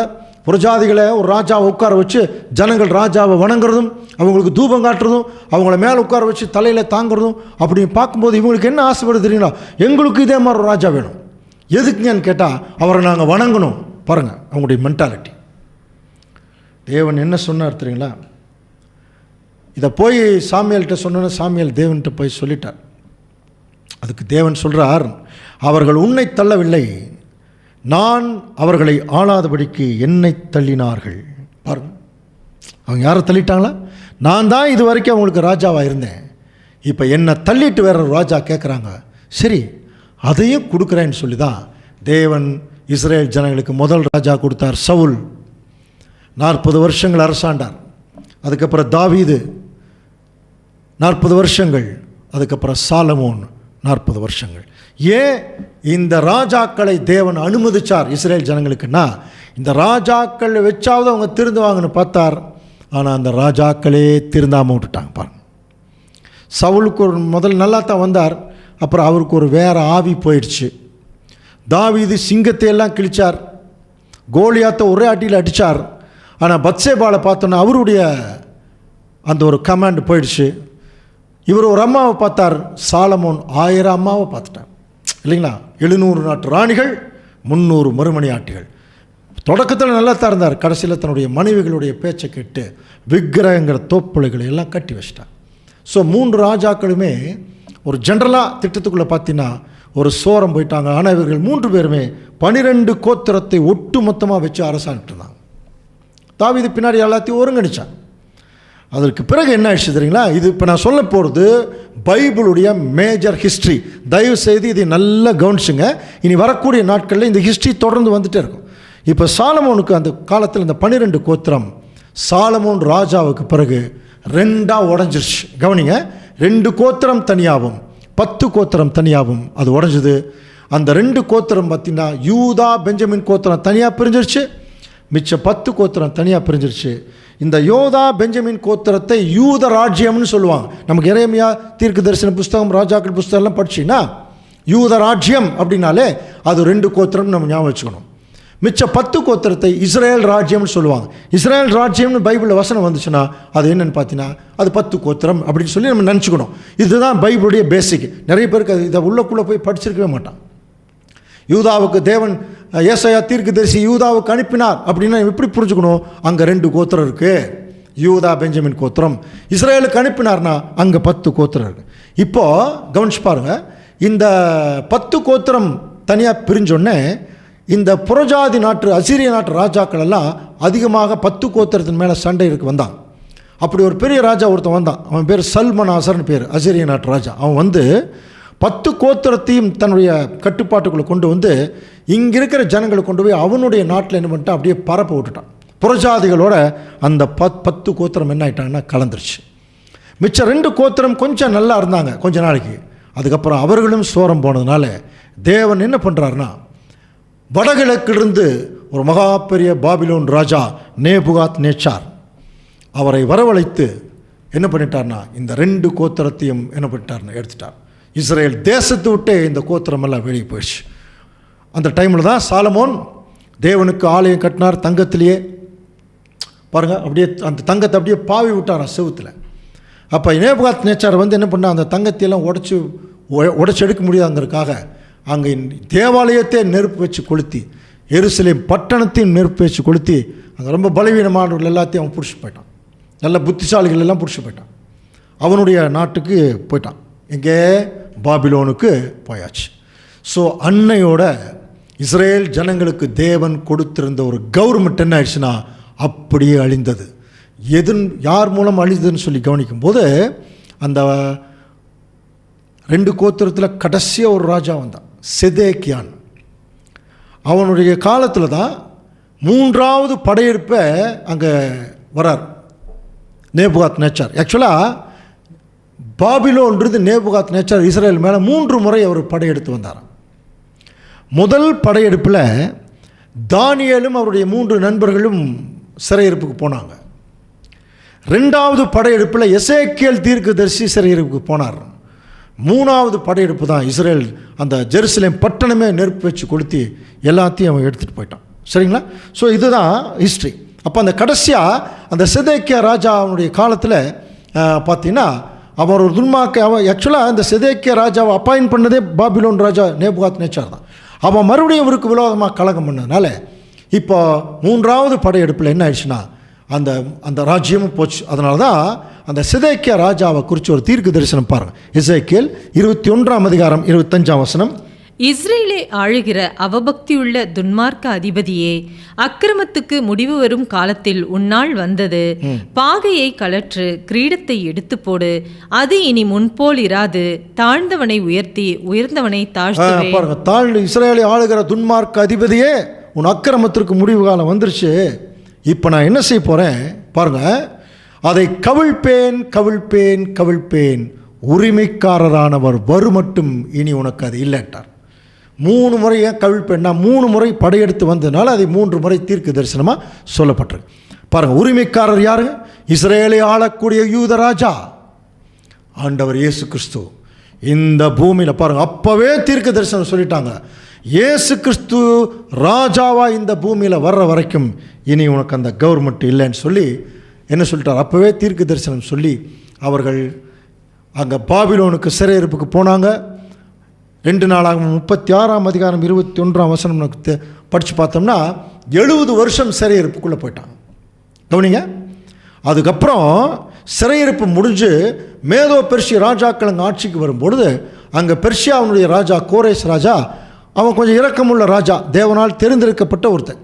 அவன் என்ன பண்ணுறான், அந்த ஜனங்களை கொஞ்சம் பேர்த்து நீங்கள் மறுபடியும் திரும்ப போய் உங்கள் ஆலயத்தை கட்டுங்க சொந்த நாட்டுக்கு அனுப்பிச்சான். சொந்த நாட்டுக்கு இந்த ஜனங்கள் வரும்போது இந்த சொந்த தேசம், தேவன் இஸ்ரேல் ஜனங்களுக்கு கொடுத்த தேசம் இப்போ வேறு யாரோ ஒரு கைக்கு போயிடுச்சு. புறஜாதி ராஜாக்கள் கைக்கு போயிடுச்சு. மேதோ பெர்ஷிய ராஜாக்கள் ஆண்டாங்க, அப்புறம் கிரேக்கர் தேசத்து ராஜாக்கள் ஆண்டாங்க, அதுக்கப்புறம் ரோம ராஜாக்கள் வரும்போது இப்போது ஆண்டவர் இயேசு கிறிஸ்து அந்த டைமில் தான் இந்த பூமியில் அவர் வந்து மனிதனாக வந்தது. ஸோ இப்போ தேவனுடைய பிளானில் இந்த இஸ்ரேல் ஜனங்களை நல்வழிப்படுத்துவதற்கு தேவன் நியாயாதிபதிகள் அனுப்பினார், திருந்தலை. தீர்க்கதரிசிகள் அனுப்பினார், திருந்தலை. ராஜாக்களை அனுப்பினார், திருந்தலை. இவர்கள் எல்லாரையும் அனுப்பிச்சோம், அந்த ஜனங்கள் திருந்தலை. அதனால் பரலோகத்தில் இருந்து தேவன் தன்னுடைய திட்டத்தில் ஒரு வார்த்தையை சொன்னார், எல்லாத்தையும் அனுப்பிச்சிட்டோம். பாருங்கள், ஏசாயா 6ஆம் அதிகாரம் 8ஆம் வசனம். பின்பு நான் யாரை அனுப்புவேன், யார் நம் காரியமாக போவார்னு சொல்லி ஆண்டவர் உரைக்கிற சத்தத்தை கேட்டேன். அப்போ இதோ அடியேன், நான் இருக்கிறேன், என்னை அனுப்பும்னு சொல்லிட்டு ஆண்டவர் இயேசு கிறிஸ்து இந்த பூமியில் வந்தார். வரும்போதே ராஜாவாக வரல, நமக்கு நல்லா தெரியும் இல்லையா? வரும்போதே பார்த்தீங்கன்னா ரொம்ப கீழான ஒரு நிலைமையில் ஒரு பிளாட்ஃபார்மில் தான் அவர் பிறந்து இந்த ஒரு தாழ்மையான ஒரு பிறப்பு ஆண்டவர் இயேசு கிறிஸ்து. ஆனால் உரிமைக்காரர் வரும் மட்டும்னு சொன்னாங்க. உரிமைக்காரர் வந்தார் முதல் வருகையில், உரிமையோடு வரல. கவனிங்க, அதுதான் தீர்க்க தரிசனம். உரிமைக்காரர் வந்தார், ஆனால் உரிமையோடு வரல. பாருங்க, மனுஷகுமாரனுக்கும் தலை சாய்க்கு அது ஒரு பர்பஸ் இருக்குது. அந்த பர்பஸ் தான் இப்போ பார்க்க போகிறோம். இப்போ அப்படி பிறந்து இந்த பூமியில் ஆண்டவர் இயேசு கிறிஸ்து கொஞ்சம் கொஞ்சமாக வளர்றார். 30வது வயசாகுது. அது வரைக்கும் ஆண்டவர் இயேசு கிறிஸ்து ஒரு தெய்வ பக்தியிலிருந்து 30 வயசாகும்போது அவர் ஞானஸ்நானம் எடுக்கிறதுக்காக யோர்தான் நதிக்கு வர்றார். அங்கே யோவான் ஸ்நானகன் ஞானஸ்தானம் கொடுத்துட்ருக்கார். அவர் ஞானஸ்தானம் எடுத்த பிறகு இதோ இவருடைய நேசகுமாரன் இவர் மேல் பிரியமாக இருக்கிறேன் என்ற சத்தமெல்லாம் வந்தது. இப்போ ஆண்டவர் அந்த நிமிஷத்திலிருந்து இந்த பூமிக்கு எதற்கு வந்தாரோ அந்த வேலையை செய்ய ஆரம்பித்தாராம். மறுபடியும் பாருங்கள், ஆபிரகாமில் ஆரம்பித்த திட்டம் ஆண்டவர் இயேசு கிறிஸ்துவிலிருந்து இப்போ என்ன ஆகுதுன்னா ரினிவல் ஆகுது. ஏன் அப்படின்னா, ஆபிரகாமுக்கு தேவன் என்ன சொன்னார்? உன் சந்ததி வானத்து நட்சத்திரம், கடற்கரை மணல்னு சொன்னார். ஆனால் நமக்கு தெரிஞ்ச சந்ததி இஸ்ரேல் ஜனங்க தான். இவ்வளோ நேரம் பார்த்தோம் இல்லையா? அந்த இஸ்ரேல் ஜனங்க வானத்துக்கு போகிறாங்களா கீழே போகிறாங்களான்னு என்ன தெரியல. ஆனால் நமக்கு என்ன தெரிஞ்சிருச்சு? ஆபிரகாமிலிருந்து ஒரு சந்ததி வெளியே வந்துருச்சுன்னு தெரிஞ்சிருச்சு. இப்போ இந்த சந்ததி வானத்துக்கு போகிறாங்களா கீழே போகிறாங்களா தெரியல. இப்போ இதை முன்மொழியருக்கு தான் ஆண்டவர் இயேசு கிறிஸ்து முதல் முறையாக இந்த பூமியில் வந்து அவர் சொன்ன முதல் வார்த்தையை கொஞ்சம் கவனிங்க. மத்தேயு 4ஆம் அதிகாரம் 17ஆம் வசனம். அது முதல் இயேசு, மனம் திரும்புங்கள், பரலோக ராஜ்யம் சமீபித்திருக்கிறது என்று இவர் ஆரம்பிக்கிறார். பாருங்க, கவனிங்க, முக்கியமாக கவனிக்கலாம். அன்னையிலிருந்து ஆண்டவர் இயேசு கிறிஸ்து என்ன பிரசங்கம் பண்ண ஆரம்பிக்கிறார்னா, மனம் திரும்புங்கள், பரலோக ராஜ்யம் சமீபித்திருக்கிறது. இப்போ நீங்களே சொல்லுங்க, இதை கேட்டுக்கொண்டிருக்கிற சகோதர சகோதரர்களே, பரலோகம் எங்கே இருக்கு? எங்கே இருக்கு? மேலே. கவனிக்கிறீங்களா? கிறிஸ்து மேலே தானே போனார். அப்படின்னா பரலோக ராஜ்யம் உங்களுக்கு சமீபத்தில் இருக்குன்னா, இந்த பரலோக ராஜ்யத்துக்கு போகிறதுக்கு உங்களுக்கு ஒரு வாய்ப்பை நான் கொடுக்குறேன். அது எங்கே இருக்குன்னா வானத்தில். நீங்கள் வானத்தை பார்த்தா உங்களுக்கு என்ன தான் தெரியும்னா நட்சத்திரம் தான் தெரியும். அந்த ஸ்டாரில் ஒரு மிடில் சைஸ் ஸ்டார் தான் இந்த சூரியன். இதில் ஒரு சூரியனுக்கே இவ்வளோ பெரிய வெளிச்சம் கிடைக்குது இல்லையா? அந்த மாதிரி பரலோகத்தில் போய் இந்த ஒட்டுமொத்த உலகத்துக்கே வெளிச்சம் கொடுக்கக்கூடிய பிள்ளைகளாக ஒரு வகுப்பார் உன் சந்ததியிலிருந்து வெளியே வருவாங்க. அவங்க எங்கிட்டிருந்து தான் வெளியே வருவாங்க. அதனால தான் ஆண்டவர் இயேசு கிறிஸ்து தன்னிடத்திலிருந்து ஆரம்பிக்கிறார். பரலோக ராஜ்யம் பாருங்க சமீபித்திருக்கிறது. இப்போ இந்த பரலோக ராஜ்யத்துக்கு ஒருத்தர் போகணும்னா சாதாரணமாக வந்தோடனே ஞானஸ்தானம் எடுத்தவங்களாம் போயிட முடியாது. அதுக்கு ஒரு கண்டிஷன் இருக்குது. ஆண்டவர் இயேசு கிறிஸ்து தானே பரலோகத்துக்கு போனார் வந்துட்டு. அப்போ அவர் கூட போகணும்னா அவர் பின்னாடி தானே போகணும். அப்போ அவருடைய பின்னாடி போகணும்னா அவங்க எப்படி இருக்கணும்? வாசிக்கலாம் பாருங்க, மத்தேயு 16:24.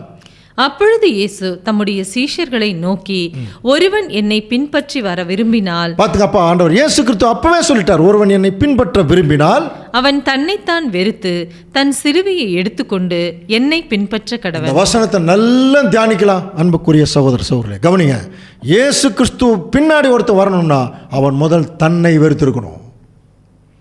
சுயநலம் இல்லாமல் இருக்கணும். சுயநலத்தை வெறுத்த கிறிஸ்தவன் உண்டோ? கவனிக்கிறீங்களா? நம்மெல்லாம் எவ்வளோ பெரிய சுயநலவாதிகள் தெரியுங்களா? ஒரு ஜோவியில் சொல்கிறது உண்டு, கிறிஸ்மஸ் வருது, கிறிஸ்மஸுக்கு பர்த்டே பேபி யார்? ஆண்டவர் இயேசு கிறிஸ்து தானே. அப்போ யாருக்கு துணி எடுக்கணும்? கிறிஸ்துவுக்கு. இப்போ நம்ம யாருக்கு எடுக்கிறோம்? நமக்கு. யாருக்கு கேக்கு செய்யணும்? கிறிஸ்துவுக்கு. கேக்கு செஞ்சு சாப்பிட்றது யார்? நாம். எவ்வளோ பெரிய சுயநலம் பாருங்கள். அவருக்கு செய்ய வேண்டியதெல்லாம் இப்போ யாருக்கு செஞ்சிட்ருக்குறோம்? நமக்கு செஞ்சிட்ருக்குறோம்.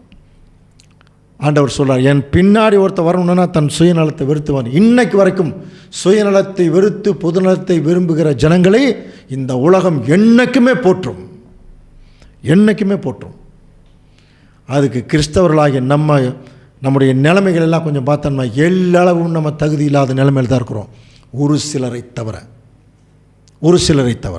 இப்போ சொல்கிறார் பாரு, ஒருவன் என்னை பின்பற்ற விரும்பினால் அவன் தன்னைத்தான் வெறுத்து தன் சிலுவை எடுத்துட்டு. அப்போ ஒவ்வொருத்தருக்கும் ஒரு சிலுவை இருக்குது. சிலுவைன்னா நமக்கு தெரியும் இல்லையா? பாடுகள். என்ன பாடு? கடன் வாங்கிட்டு கஷ்டப்படுற பாடு இல்லைங்க. ஆண்டவர் இயேசு கிறிஸ்து சத்தியத்தை சொன்னார். சுற்றி இருக்கிறவங்கெல்லாம் அசத்தியத்தில் இருந்தாங்க. அவர்களால் அவருக்கு பாடு வந்தது. அதுதான் சிலுவை எடுக்கிறது. இங்கே அப்படியெல்லாம் யாருமே எடுக்கிற மாதிரி தெரியல. காம்ப்ரமைஸ் பண்ணிக்கிறாங்க உலகத்தோட. புரியுதுங்களா? சத்தியத்தை சொல்லணும். அதை நிமித்தம் என்ன அவமானம், என்ன கஷ்டம், என்ன பாடுகள் வந்தாலும் சகிக்கணும். டெய்லியும் அதான் அனுதினமும் என்னை பின்பற்ற கடவன். இப்படி இருக்கிறவங்க தான் இயேசு கிறிஸ்து பின்னாடி போக முடியும். இப்போது அவருடைய சீஷர்கள் அவர் செலக்ட் பண்ணதெல்லாம் நமக்கு தெரியும் இல்லையா? அப்படியே போகிறாரு. பேதுருவெல்லாம் மீன் பிடிச்சிட்டு இருக்கிறாங்க. வந்துருங்க, என் பின்னாடி வாங்கன்னு எல்லாம் வந்துட்டாங்க. மத்தேயு போய் டாக்ஸ் கலெக்ட் பண்ணிட்டு இருக்கார். அவர் ஆஃபீஸ்க்கே போயிடுறார். ஆண்டவர் இயேசு கிறிஸ்து போய் என் பின்னாடி வாங்கினார். அவர் அப்படியே விட்டுட்டு வந்துட்டார். வசனம்லாம் படிச்சிருக்கீங்களா? அந்த அந்த அந்த வலைகளெல்லாம் அப்படியே விட்டுட்டு வந்தாங்கன்னு இருக்கும். இதுக்கே ஒரு பெரிய கொஸ்டின் இருக்குது. எப்படி கிறிஸ்து பின்னாடி வந்தாங்க? அது இன்னொரு நாள் வேற ஒரு சப்ஜெக்டில் பார்க்கலாம். எல்லாமே ஆண்டவர் இயேசு கிறிஸ்துவுக்கு நெருக்கமாக இருந்தவங்க தான். அதுக்கு ஒரு வசனமெல்லாம் பைபிள் இருக்குது, அது பின்னாடி பார்க்கலாம். ஆனால் கூப்பிட்டோன்னே வந்துட்டாங்க. வந்தவங்க அவங்களுக்கு ஒரு சந்தேகமாக, இவர் கூப்பிட்டோன்னே வந்துட்டோமே, எதுக்கு இவர் பின்னாடி போய்ட்டுருக்குறோம்? உங்கள் பின்னாடி வந்துட்டுருக்குறோம், எதுக்குன்னு சரியாக தெரியல. இன்னக்கும் இயேசு கிறிஸ்து பின்னாடி எதுக்கு போகிறோம்னு நிறைய பேருக்கு தெரியல. ஒரு நாள் அப்போஸ்தலனாகிய பேதுரு ஆண்டவர் இயேசு கிறிஸ்துக்கிட்ட வந்து என்ன கேட்டார் தெரியுங்களா? கவனிங்க, இதுதான் இந்த சப்ஜெக்டினுடைய ஹைலைட்டான பாயிண்ட் தான். மத்தேயு 19ஆம் அதிகாரம் 27 வசனம். அப்பொழுது பேதுரு அவரை நோக்கி, இதோ நாங்கள் எல்லாவற்றையும் விட்டு உம்மை பின்பற்றினோமே, எங்களுக்கு என்ன கிடைக்கும்? பாருங்க, நம்மளுக்காகவே பேதுரு கேட்டிருக்காரு. எல்லாவற்றையும் விட்டுட்டு உங்க பின்னாடி வந்தமே, எங்களுக்கு என்ன கிடைக்கும்? இப்போ போய் யாரோ ஒரு பெரிய போதகர்கிட்ட போய் ஆண்டவர்கிட்ட பின்னாடி போனீங்களே என்ன கிடைக்கும்னு கேட்பாருங்க. என்ன வேணாலும் கிடைக்கும்பாங்க. கார் கிடைக்கும், பங்களா கிடைக்கும், மாப்பிள்ளை கிடைக்கும், பொண்ணு கிடைக்கும், கட்டி குணமாகும், இப்படித்தான் சொல்லுவாங்களுடைய. ஆண்டவர் இயேசு கிறிஸ்து அப்படி சொன்னாரான்னு பாருங்க. என்ன கிடைக்கும்னு கேட்கும்போது ஆண்டவர் ஒரு பெரிய தீர்க்க தரிசன ஆசீர்வாதத்தை சொல்றார் பாருங்க. கவனிக்கலாம், ரொம்ப முக்கியமாக கவனிக்க வேண்டிய வசனம். அதற்கு இயேசு மறு ஜென்ம காலத்திலே அப்படின்னு ஆரம்பிச்சார். கவனிங்க, அப்படின்னா இயேசு கிறிஸ்து இப்போ வந்திருக்கிறது ஒரு ஜென்மம், அது 2ஆம் உலகம், மனுஷனாக வந்திருக்கார். மறு ஜென்மம்னா என்ன அர்த்தம்னா, அவருடைய ராஜ்யம், அதுதாங்க 3வது உலகம். அதுதான் 3வது உலகம். மறு ஜென்ம காலத்திலே மனுஷகுமாரன், அப்போ ஆண்டவர் இயேசு கிறிஸ்து 3வது உலகம் இந்த பூமியில் சமீபிக்கும் போது ஆண்டவர் இயேசு கிறிஸ்து மனுஷகுமாரன் தம்முடைய மகிமையுள்ள சிங்காசனத்தில் வீற்றிருக்கும் போது, என்னை பின்பற்றின நீங்களும் இப்போ யாரெல்லாம் என்னை ஃபாலோ பண்ணுறீங்களோ, இஸ்ரேலின் 12 கோத்திரங்களையும் நியாயந்தீர்க்கிறவர்களாக 12 சிங்க ஆசனங்களில் உட்கார்ந்திருப்பீர்கள் என்று சொல்லுகிறேன். எவ்வளோ கிளியராக சொல்லிட்டார். இது தாங்க கிறிஸ்தவருடைய அழைப்பு. இன்றைக்கி நம்ம வாரம் கோயிலுக்கு போயிட்டு அப்படியே செத்து போகிறது அழைப்பு அல்ல. கிறிஸ்தவர்களுக்கு உண்மையான அழைப்பு என்னன்னா, ஆண்டவர் இயேசு கிறிஸ்து 3ஆம் உலகம் ராஜாதி ராஜாவாக வரும் பொழுது, இன்னைக்கு உண்மையாக சுயநலம் இல்லாமல் யார் அவருடைய பின்னாடி போனாங்களோ அவங்கெல்லாம் ஆண்டவர் இயேசு கிறிஸ்துவோட சிங்காசனத்தில், யார் எங்கிட்ட சிங்காசனத்தில் உட்காருவாங்க? ராஜாக்களாக உட்கார வைக்கிற போகிறாராம். உலகத்தை அரசாள போகிற ராஜாக்களாக. இதுக்கு தாங்க நமக்கு அழைப்பு. இந்த அழைப்பு இப்படி இருக்குன்னே உலகத்தில் இருக்கிற கிறிஸ்தவ சகோதர சகோதரர்கள் 98% தெரியல. இப்படி ஒரு அழைப்பு இருக்குன்னே தெரியல. ஆண்டவர் சொல்கிறார், மறு ஜென்ம காலத்தில் நான் ராஜாவாக உட்கார்ந்துருக்கும் போது ஒட்டுமொத்த உலக ஜனங்களை நியாயந்திருக்கிறதுக்கு நீங்கள் வந்து உட்காருவீங்க அப்படின்னு அவர் என்ன சொல்ல வரார்? அவருடைய ராஜ்யம் வரப்போகிறது. அதுக்கு பெயர் 3ஆம் உலகம். சீக்கிரம் வரப்போகிறது. இந்த 2ஆம் உலகம் வெளியே போக போகிறது. உங்களுடைய ராஜ்யம் வருவதாகன்னு வெளியே இருக்கிற ராஜ்யம் வெளியே போவதாகன்னு தான் அர்த்தம். அப்போ ஏன் இது வெளியே போகுது? இது சாத்தானுடைய ஒரு ராஜ்யம். இங்கே ஆண்டு கொண்டு இருக்கிறவங்களும் அந்த மாதிரி தான் இருக்கிறாங்களா? எப்படி இருக்கிறாங்க? கவனிச்சு பாருங்க. எல்லாரும் அப்பட்டமான சுயநலவாதிகள். அவங்களுடைய கொள்கைகள் கோட்பாடுகளை ஜனங்களுக்குள்ள திணிக்கிறதுனால தான் இன்றைக்கி எல்லா ஜனங்களுக்கும் பயங்கரமான விலைவாசி ஏற்றத்திலிருந்து மிகப்பெரிய பிரச்சனைகள்லாம் வர்ற காரணமே இந்த சுயநலவாதிகள் இவங்க ஆண்டுட்டு இருக்கிறதுனால. இப்போ ஆண்டவர் இயேசு கிறிஸ்துவுடைய ராஜ்யம் வரும்பொழுது அவருக்கு இப்போ யார் தெரியுங்களா? உலக ஜனங்களை அரசாளருக்கு தேவை சுயநலம் இல்லாத தலைவர்கள் தேவை. அவங்களை எங்கிருந்து எடுக்கிறார்னா கிறிஸ்தவர்கள் மத்தியிலிருந்து. அதுக்கு தாங்க செக் வச்சார். நீ என் பின்னாடி வரணும்னு முடிவு பண்ணிட்டீன்னா நீ என்ன பண்ணக்கூடாது? சுயநலமாக இந்த பூமியில் வாழக்கூடாது. தன்னைத்தான் வெறுத்து என் பின்னாடி வரணும். ஸோ கவனிக்கிறீங்களா? இவங்க தான் ஆண்டவர் இயேசு கிறிஸ்து ராஜாவா பரலோகத்தில் உட்காரும்போது இவர்கள் போய் அவரோட உட்காருவாங்க. இவங்க தாங்க வானத்து நட்சத்திரம். இயேசு கிறிஸ்துவே மகா பெரிய சூரியன், படிச்சிருக்க முடியாது, நீதியின் சூரியன். அவர் கூட போய் உட்கார்றவங்க எல்லாருமே சூரியன் ஆயிடுவாங்க. கிறிஸ்துவோட அரசாட்சியில் உட்கார்றவங்க எல்லாருமே. ஸோ இதையத்தான் ஆண்டவர் இயேசு கிறிஸ்து சூசகமாக சொன்னார். என் பிதாவின் வீட்டில் அநேக வாசஸ்தலங்கள் இருக்குது. படிச்சிருக்கோமா இல்லையா? யோவான் 14:2 வாசிக்கலாம் பாருங்கள். என் பிதாவின் வீட்டில் அநேக வாசஸ்தலங்கள் இருக்குது, நான் போய் உங்களுக்காக ஒரு ஸ்தலத்தை ஆயத்தம் பண்ணிட்டு வந்து உங்களை சேர்த்து கொள்வேன். இது உலகத்தில் இருக்கிற எல்லா ஜனங்களையும் கூப்பிட்றாரு. இப்படி பர்டிகுலராக அவருடைய சீசர்களை பார்த்து கூப்பிட்டார். அவங்க தான் எல்லாத்தையும் விட்டு வந்தாங்க. அந்த மாதிரி தான் இப்போ நம்ம எல்லாத்தையும் விட்டு கிறிஸ்துவுடைய அந்த ஒரு சன்னிதானத்துக்குள்ளே, அவருடைய போதகத்துக்குள்ளே வந்து இந்த பூமியில் சுயநலம் இல்லாமல் வாழ்ந்து காட்டணும். சபையில் சுயநலம் இல்லாமல் வாழ்ந்து காட்டணும். உலகத்தில் சுயநலம் இல்லாமல். நம்ம சபைக்கு வர்றதே சுயநலத்துக்காக தான். சில நன்மைகள் கிடைக்குதுங்கிறனால தான் நிறைய பேர் இன்றைக்கி பாருங்கள், எனக்கு தேவன் நன்மை செஞ்சார் நிறைய பேர் சபைக்கு வர்றாங்க. நாளைக்கு நன்மை செய்யலைன்னு போயிடுவாங்களா? எந்த நன்மையும் இல்லாமல், சுயநலம் இல்லாமல் ஆண்டவர் இயேசு கிறிஸ்துடைய வசனங்களை பின்பற்றக்கூடிய ஜனங்கள் தான் அவருக்கு தேவை. அதனால தான் இவங்களை பற்றி பைபிள் சொல்லுது, நீதிமான்கள் தங்கள் பிதாவின் ராஜ்யத்தில் சூரியனைப் போல பிரகாசிப்பார்கள். கேட்கிறதற்கு காது உள்ளவன் கேட்க. ரொம்ப கிளியராக சொல்லிட்டார். காது இருந்துச்சுன்னா நீங்கள் கேட்டுங்க. நீதிமான்கள் சூரியனைப் போல பிரகாசிப்பார்கள். அப்படின்னா இந்த வானத்து நட்சத்திரம் என்கிற ஒரு நிலைமைக்கு, பரலோக ஆசீர்வாதத்திற்கு, பரலோக ராஜரீகத்திற்கு ஒரு வகுப்பாரை தேவன் ஏற்கனவே ஆபிரகாமிலிருந்து அவர் செலக்ட் பண்ணிட்டார். அது எங்கிருந்து ஆரம்பிக்குதுன்னா ஆண்டவர் இயேசு கிறிஸ்துடைய முதல் வருகையில். ஏன் முதல் வருகையில் ஆரம்பிக்குது? ஆதாம் ஏன் சரியாக, அந்த ஆதாமுக்கு பின்னாடி வந்த ஜனங்கள் ஏன் ஒரு முன்னுதாரணமாக அவங்க வந்து தேவனுக்கு பிரியமாக நடக்கலை? ஆதாம் என்கிற முற்பிதா சரியான உதாரணமாக இல்லை. கவனிக்கிறீங்களா? அதே மாதிரி தான் ஆண்டவர் இயேசு கிறிஸ்துவ பவுல் சொல்லும்போது பிந்தின ஆதாம்னு சொல்கிறார். அப்போ ஆண்டவர் இயேசு கிறிஸ்து இந்த உலகத்தை அரசாள போட ராஜாக்களுக்கு ஒரு முன்னுதாரணமாக இந்த பூமியில் வந்து சுயநலம் இல்லாமல் வாழ்ந்து காட்டியிருக்கார். கொஞ்சம் கூட சுயநலம் இல்லாமல் ஜனங்களோட ஜனங்களாக நடந்தே போய் தூக்கம் பாருங்கள், தூங்க கூட விடல அவரை. சில நேரத்தில் சாப்பிடல. இப்படிப்பட்ட சுயநலம் இல்லாத ஒரு வாழ்க்கை ஆண்டவர் இயேசு கிறிஸ்து அவரை பின்பற்றுகிற பிள்ளைகளுக்காகவே வாழ்ந்து காமிச்சார். அதனால தான் பேதுரு சொன்னார், அவருடைய அடிச்சுவடுகளை தொடர்ந்து வரும்படி ஒரு மாதிரியை வைத்து போனார். அந்த மாதிரியை தாங்க முதல் வருகையில் ஆண்டவர் வச்சார். அந்த மாதிரியில் வந்தவங்க தான் சீசர்கள். அதுக்கப்புறம் ஒரு சிலர் வந்தாங்க. ஸோ இப்போ கவனிக்கிறீங்களா? அப்போ ஆண்டவர் இயேசு கிறிஸ்து ஆபிரகாமுக்கு சொன்ன ஆசீர்வாதத்தை இப்போ வழிமொழிகிறார் பாருங்க. அப்படின்னா வானத்து நட்சத்திரம்ங்கிறது வானத்துக்குரிய அரசாட்சிக்கு போகக்கூடிய ஒரு வகுப்பார். கடற்கரை மணல்ங்கிறது இந்த பூமிக்குரிய அரசாட்சியில் இருக்கக்கூடிய வகுப்பார். அப்படின்னா 2 கவர்மெண்ட்டு அவருடைய ராஜ்யத்தில் வரப்போகுது. ஒன்று வானத்துக்குரிய கவர்மெண்ட்டு, இன்னொன்று பூலோகத்துக்குரிய அரசாட்சி. இதைத்தான் ஜபத்திலே சொன்னார், உம்முடைய சித்தம் பரலோகத்திலே செய்யப்படுவது போல பூமியிலேயும் செய்யப்படுவதாக. நம்ம பாஷையில் சொல்ல போனால் central government and state government. Central government பரலோகத்தில் இருக்கும், ஸ்டேட் கவர்மெண்ட் பூலோகத்தில் இருக்கும். இந்த சென்ட்ரல் கவர்மெண்ட்டுக்குரிய ராஜாங்கத்திற்குரிய ராஜாக்களாகத்தான் ஒரு சிலரை தேவன் இந்த பூமியில் அழைச்சிருக்கார். இந்த சப்ஜெக்ட் அவங்களுக்கு மட்டும்தான். கவனிங்க, இது ஒட்டுமொத்த கிறிஸ்தவர்களுக்கு இந்த பாடம் போகாது, இந்த பாடம் சூட் ஆகாது. இது தேவன் யாரெல்லாம் புரிந்து கொண்டு சுயநலம் இல்லாமல் வருகிறார்களோ அவங்களுக்கு தான் இந்த சப்ஜெக்ட். மற்றவர்கள் அதை சப்ஸ்கிரைப் பண்ணணுங்கிற அவசியமே இல்லை. அதனால தான் நாங்கள் ஏற்கனவே சொன்னோம், பெல் பட்டனை நீங்கள் அழுத்துங்க, சப்ஸ்கிரைப் பண்ணுங்கன்னு யாருக்கிட்டையும் நாங்கள் சொல்ல போகிறதில்ல. இது வியாபார நோக்கத்திற்காக ஆரம்பிக்கப்பட்ட சேனல் அல்ல. இது ஆண்டவர் இயேசு கிறிஸ்துடைய ராஜ்யத்திற்கு ராஜாக்களாக வரப்போகிறவர்களுக்கு அழைக்கப்படுகிற சேனல். இது கொஞ்சம் பேர் தான் வருவாங்க, நிறைய பேர் வரமாட்டாங்க. ராஜாக்கள் கொஞ்சம் பேர் தானே, ஒரு ஊருக்கு ஒரு கரெக்ட் இருக்கிற மாதிரி. ஸோ அந்த மாதிரி முதல் வானத்து நட்சத்திரத்துக்குரிய ஆசீர்வாதம் முதல் ஆண்டவர் இயேசு கிறிஸ்து காலத்துக்கு பிறகு டோட்டல் இஸ்ரேல் ஜனங்களுக்கு தாங்க அதை முதல் போச்சு. அதில் முன்னோடிகள் தாங்க சீசர்கள். அதனால தான் மத்தேயு 10:5 வாசிங்க.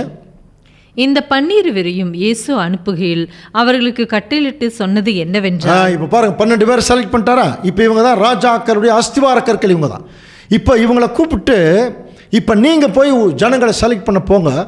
நீங்கள் போகும்போது புறஜாதியார் நாடுகளுக்கு போகாமலும் சமாரியர் பட்டணங்களில் பிரவேசிக்காமலும் காணாமல் போன ஆடுகளாக இஸ்ரேல் ஜனங்களிடத்தில் போங்க. புரியுதுங்களா? ஏன் அப்படி சொல்கிறாருன்னா, ஆண்டவர் இயேசு கிறிஸ்து அங்கே வந்து ஊழியம் பண்ணின இடம் கலிலேயா, யூதேயா, சமாரியா. இங்கே மேக்சிமம் யூதா பெஞ்சமின் கோத்திரத்தில் தான் அதிகமாக குடியிருந்தாங்க. மிச்ச 10 கோத்திரமெல்லாம் காணாமல் போயிட்டாங்க. அதான் ஸ்கேட்டர்டாகி போயிட்டாங்க. இப்போ அவர் என்ன சொல்கிறார், இங்கே நான் வேலை செஞ்சுட்டேன், இப்போ நீங்கள் போய் அந்த சுற்றி இருக்கிற ஜனங்கள்கிட்ட போங்க, காணாமல் போனார்கள இஸ்ரேல் ஜனகத்தில் போங்க, போகையில் பரலோக ராஜ்யம் சமீபம்னு பிரசங்கம் பண்ணுங்க. புரியுதுங்களா?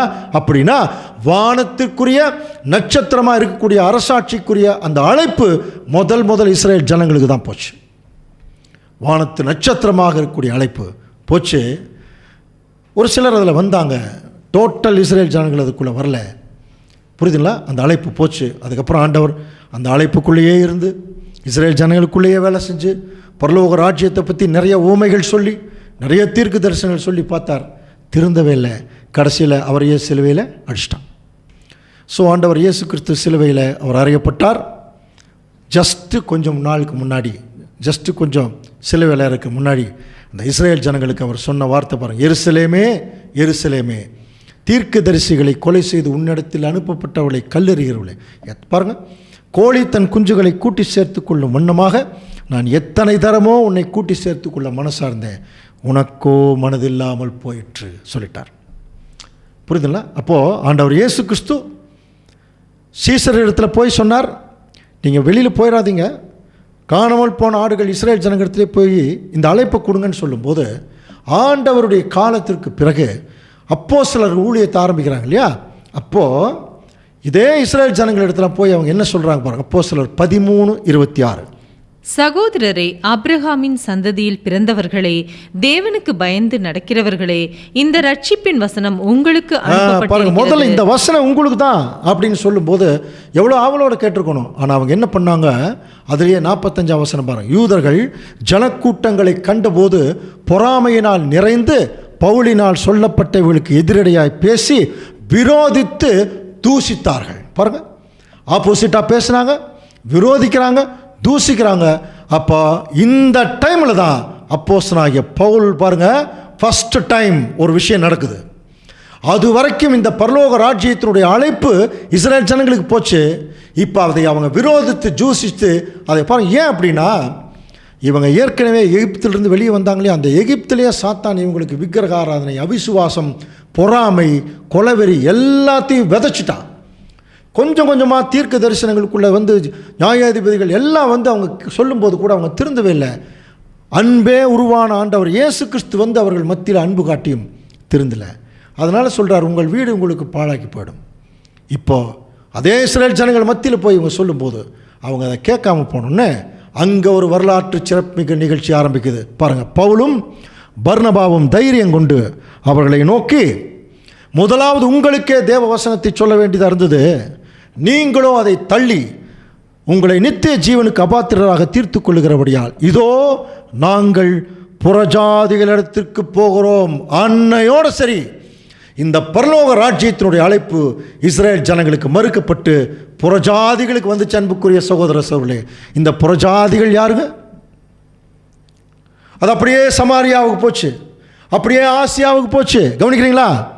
அப்படியே ஐரோப்பாவுக்கு போச்சு, அப்படியே அமெரிக்காவுக்கு போச்சு, அப்படியே ஆஸ்திரேலியாவுக்கு போச்சு, அப்படியே ஆப்பிரிக்காவுக்கு போச்சு, அப்படியே ஒரு சுற்றி ரவுண்ட் வண்டி வந்து அப்படியே இந்தியாவுக்கு போச்சு. இப்போ தமிழ்நாட்டுக்கு வந்து இங்கே வந்து நிற்கிதுங்க இந்த அழைப்பு. புரியுதுங்களா? நாமளும் யார் தான்? புறஜாதிகள். புறஜாதியார்னு யாருன்னா அதர் தென் இஸ்ரேலைட்ஸ், இஸ்ரேல் ஜனங்கள் அல்லாதவர்களை வேதம் புறஜாதியார்னு தான் சொல்லும். சரி, இப்போ இந்த புறஜாதியார் அன்னைக்கு போன அழைப்பு இன்னைக்கு நமக்கு வந்தாச்சுங்க. அப்படின்னா பரலோக ராஜ்யத்தினுடைய அழைப்பு இப்போ நமக்கு வந்திருக்கு. இஸ்ரேல் ஜனங்களுக்கு அது மறுக்கப்பட்டிருக்கு. சரி, புறஜாதியார்கிட்ட போனாங்க. புறஜாதியாரும் நல்லா கேட்டாங்களா? வசனம் வாசிக்கலாம். அப்போஸ்தலர் 13:48. புறஜாதியார் அதை கேட்டு சந்தோஷப்பட்டு கர்த்தருடைய வசனத்தை மகிமைப்படுத்தினார்கள். பாருங்க, புறஜாதியார் ரொம்ப சந்தோஷப்பட்டு கர்த்தருடைய வசனத்தை மகிமைப்படுத்தினாங்க. அதுலேயும் ஒரு நுணுக்கமான வசனம் இருக்கு. யார் நித்திய ஜீவனுக்கு நியமிக்கப்பட்டார்களோ அவங்க விசுவாசிச்சாங்க. அப்படின்னா புறஜாதியார்னா உலகத்தில் இருக்கிற எல்லாருமே இந்த சத்தியத்துக்குள்ளே வந்தாங்களான்னா இல்லை. எப்படி பழைய ஏற்பாட்டில் கோடானு கோடி ஜனங்கள் நிறைய பேர் இருந்த போதும் ஆபிரகாமின் மூலமாக தேவன் இஸ்ரேல் ஜனங்களை மட்டும் தனக்கு சொந்த ஜனமாக எப்படி தெரிந்தெடுத்தாரோ, அந்த மாதிரி ஆண்டவர் இயேசு கிறிஸ்து காலத்துக்கு பிறகு ஒட்டுமொத்த ஜனங்கள் இருந்தாலும் அதிலிருந்து தனக்கென்று ஒரு ஜனம், அவங்க தான் இந்த புறஜாதி. இப்போ அவங்கள பற்றி படிக்கும்போது வாசிக்கலாம் பாருங்க. அப்போஸ்தலர் 15:14. தேவன் புறஜாதிகள் நின்று தமது நாமத்திற்காக ஒரு ஜனத்தை தெரிந்து கொள்ளும்படி. பார்த்தீங்களா? அப்போ தேவன் புறஜாதிகள் நின்று தமது நாமத்திற்கு, இந்த ஒரு நாமத்திற்குரிய ஜனங்களாக இருப்பதற்கு தாங்க இப்போ இந்த அழைப்பு நமக்கு வந்திருக்கிறது. இந்த அழைப்புக்குள்ளே ஏற்கனவே நிறைய பேர் வந்துட்டாங்க. இதே மாதிரி யூடியூப் சேனலில் பேசியிருக்கிறாங்க. அவர்கள் மூலம் சத்தியத்துக்குள்ளே நிறைய பேர் வந்திருக்கிறாங்க. இந்த யூடியூப் சேனல் அதற்காகத்தான் ஆரம்பிக்கப்பட்டிருக்கிறது. புறஜாதிகளிலிருந்து தேவன் அவருடைய நாமத்திற்கு என்று ஒரு ஜனத்தை தேர்ந்தெடுக்கிறார் இல்லையா? இப்போ அவங்களுக்குரிய ஒரு செலெக்ஷன் தான் இப்போ நடந்துகிட்ருக்கு. இப்போ நம்ம ஒரு கேள்வி கேட்கலாம். சரி, வானத்து நட்சத்திரம்ங்கிறது ஆபிரகாமுடைய சந்ததி தானே சொல்லப்பட்டிருக்கு. அப்போ ஆபிரகாமுடைய சந்ததி இஸ்ரேல் ஜனங்க தானே, அவங்களுக்கு தானே அந்த அழைப்பு. சரி, அந்த அழைப்பு வந்துச்சு, அந்த அழைப்பை நிராகரிச்சிட்டாங்க. இப்போ அது யாருக்கு வந்திருக்கு? புறஜாதிகளுக்கு வந்திருக்கு. இப்போ நம்மெல்லாம் புறஜாதிகள் தானே, அப்போ நம்ம ஆபிரகாமுடைய சந்ததியா? ஆபிரகாமுடைய சந்ததிக்கு தானே இந்த அழைப்புன்னு சொல்லியிருக்கு. அப்போ நம்மெல்லாம் ஆபிரகாமுடைய சந்ததியா என்று சொல்லி ஒரு கேள்வி கேட்டால், அன்புக்குரிய சகோதர சகோதரர்களே, நார்மலாக சொல்லிட்டா இல்லைங்க நமக்கும் ஆபிரகாமுக்கு சம்மந்தம் இல்லைங்க, அவரு ஒரு முற்பிதான்னு சொல்லிட்டு போயிடலாம். ஆனால் இந்த அழைப்பு நமக்கும் வந்திருக்குது அப்படிங்கிற போது நாம் ஆபிரகாமுடைய சந்ததியான்னு கன்ஃபார்ம் பண்ண வேண்டியது நம்முடைய கடமை. கலாத்தியர் 3:8 படித்தோம்னா, மேலும் தேவன் விசுவாசத்தினாலே புறஜாதிகளை நீதிமான்கள் ஆக்குகிறார் என்று வேதம் முன்னாக கண்டு, according to God's plan in பைபிள்னு அர்த்தம். தேவன் அவருடைய அனாதி தீர்மானத்தின்படி புறஜாதிகள் உள்ள வருவாங்கன்னு தேவனுடைய திட்டம். அதனால தான் அவர் என்ன பண்ணிட்டார்னா, உனக்குள் சகல ஜாதிகளும் ஆசீர்வதிக்கப்படும் என்று ஆபிரகாமுக்கு சுவிசேஷமாய் முன்னறிவித்தது. அந்தப்படி விசுவாச மார்க்கத்தார் விசுவாசமுள்ள ஆபிரகாமுடனே ஆசீர்வதிக்கப்படுகிறார்கள். இதில் அதில் 28 யூதன் என்றுமில்லை, கிரேக்கன் என்றுமில்லை, அடிமை என்றுமில்லை, சுயாதீனன் என்றுமில்லை, ஆண் என்றுமில்லை, பெண் என்றுமில்லை, நீங்கள் எல்லாரும் கிறிஸ்து இயேசுவுக்குள் ஒன்றாயிருக்கிறீர்கள். நீங்கள் கிறிஸ்துவனுடையவர்களானால் ஆபிரகாமின் சந்ததி. கிளியராக சொல்லிட்டார். அப்போ நம்மெல்லாம் விசுவாசத்தில் ஆபிரகாமுடைய சந்ததியாக இருக்கிறோம்.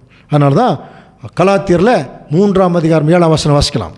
ஆகையால் விசுவாச மார்க்கத்தார்கள் எவர்களோ அவர்களை ஆபிரகாமின் பிள்ளைகள் என்று அறிவீர்கள். விசுவாச மார்க்கத்தார், நம்ம ஒரிஜினலாக மாம்சத்தில் ஆபிரகாமிலிருந்து வெளியே வரல, ஆனால் ஆபிரகாமிலிருந்து வெளியே வந்த விசுவாசம் இருக்கு இல்லையா, அந்த விசுவாசம் காணாமல் விசுவாசிக்கிற விசுவாசம், அந்த விசுவாசத்துக்குள்ளே வந்திருக்கோம். நம்மெல்லாம் யாருங்க? விசுவாச மார்க்கத்தார். ஸோ இந்த ஒரு பரலோகத்துக்குரிய ஆசீர்வாதம் இப்போ நமக்கு வந்தாச்சு. அப்படின்னா கடற்கரை மணல்ங்கிறது பூலோகத்துக்குரிய ஆசீர்வாதம் இப்போ யாருக்கு போகுதுன்னா இஸ்ரேல் ஜனங்களுக்கு போயிடுச்சு. நாம் கீழிருந்து மேலே போகிறோம், அவர்கள் மேல் நிலைமையிலிருந்து கீழே வர்றாங்க. இந்த அழைப்பு தான் இந்த பூமியில் கொஞ்சம் பேருக்கு வந்திருக்கு. அன்புக்குரிய சகோதர சகோதரர்களே, இன்னும் கொஞ்ச நாளில் இந்த விசுவாச மார்க்கத்தார், இந்த வானத்து நட்சத்திரம் என்கிற வகுப்பாருடைய கூட்டம், தேவன் ஒரு லக்கம் வச்சிருக்கார், அந்த லக்கம் முடிவடைஞ்சிடும், சீக்கிரம் முடிவடையும் போது இந்த 2ஆம் உலகத்துக்கு ஒரு அழிவு வந்துடும்.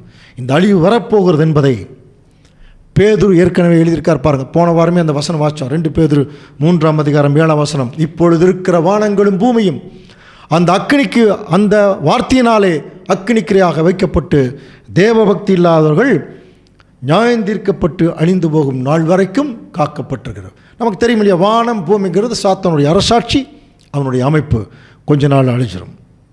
சரி, இப்படி அழியும் போது நாம் இந்த அழிவிலேயே செத்துருவோமா, இல்லை காப்பாற்றப்பட்டு எங்காவது போயிடுமா?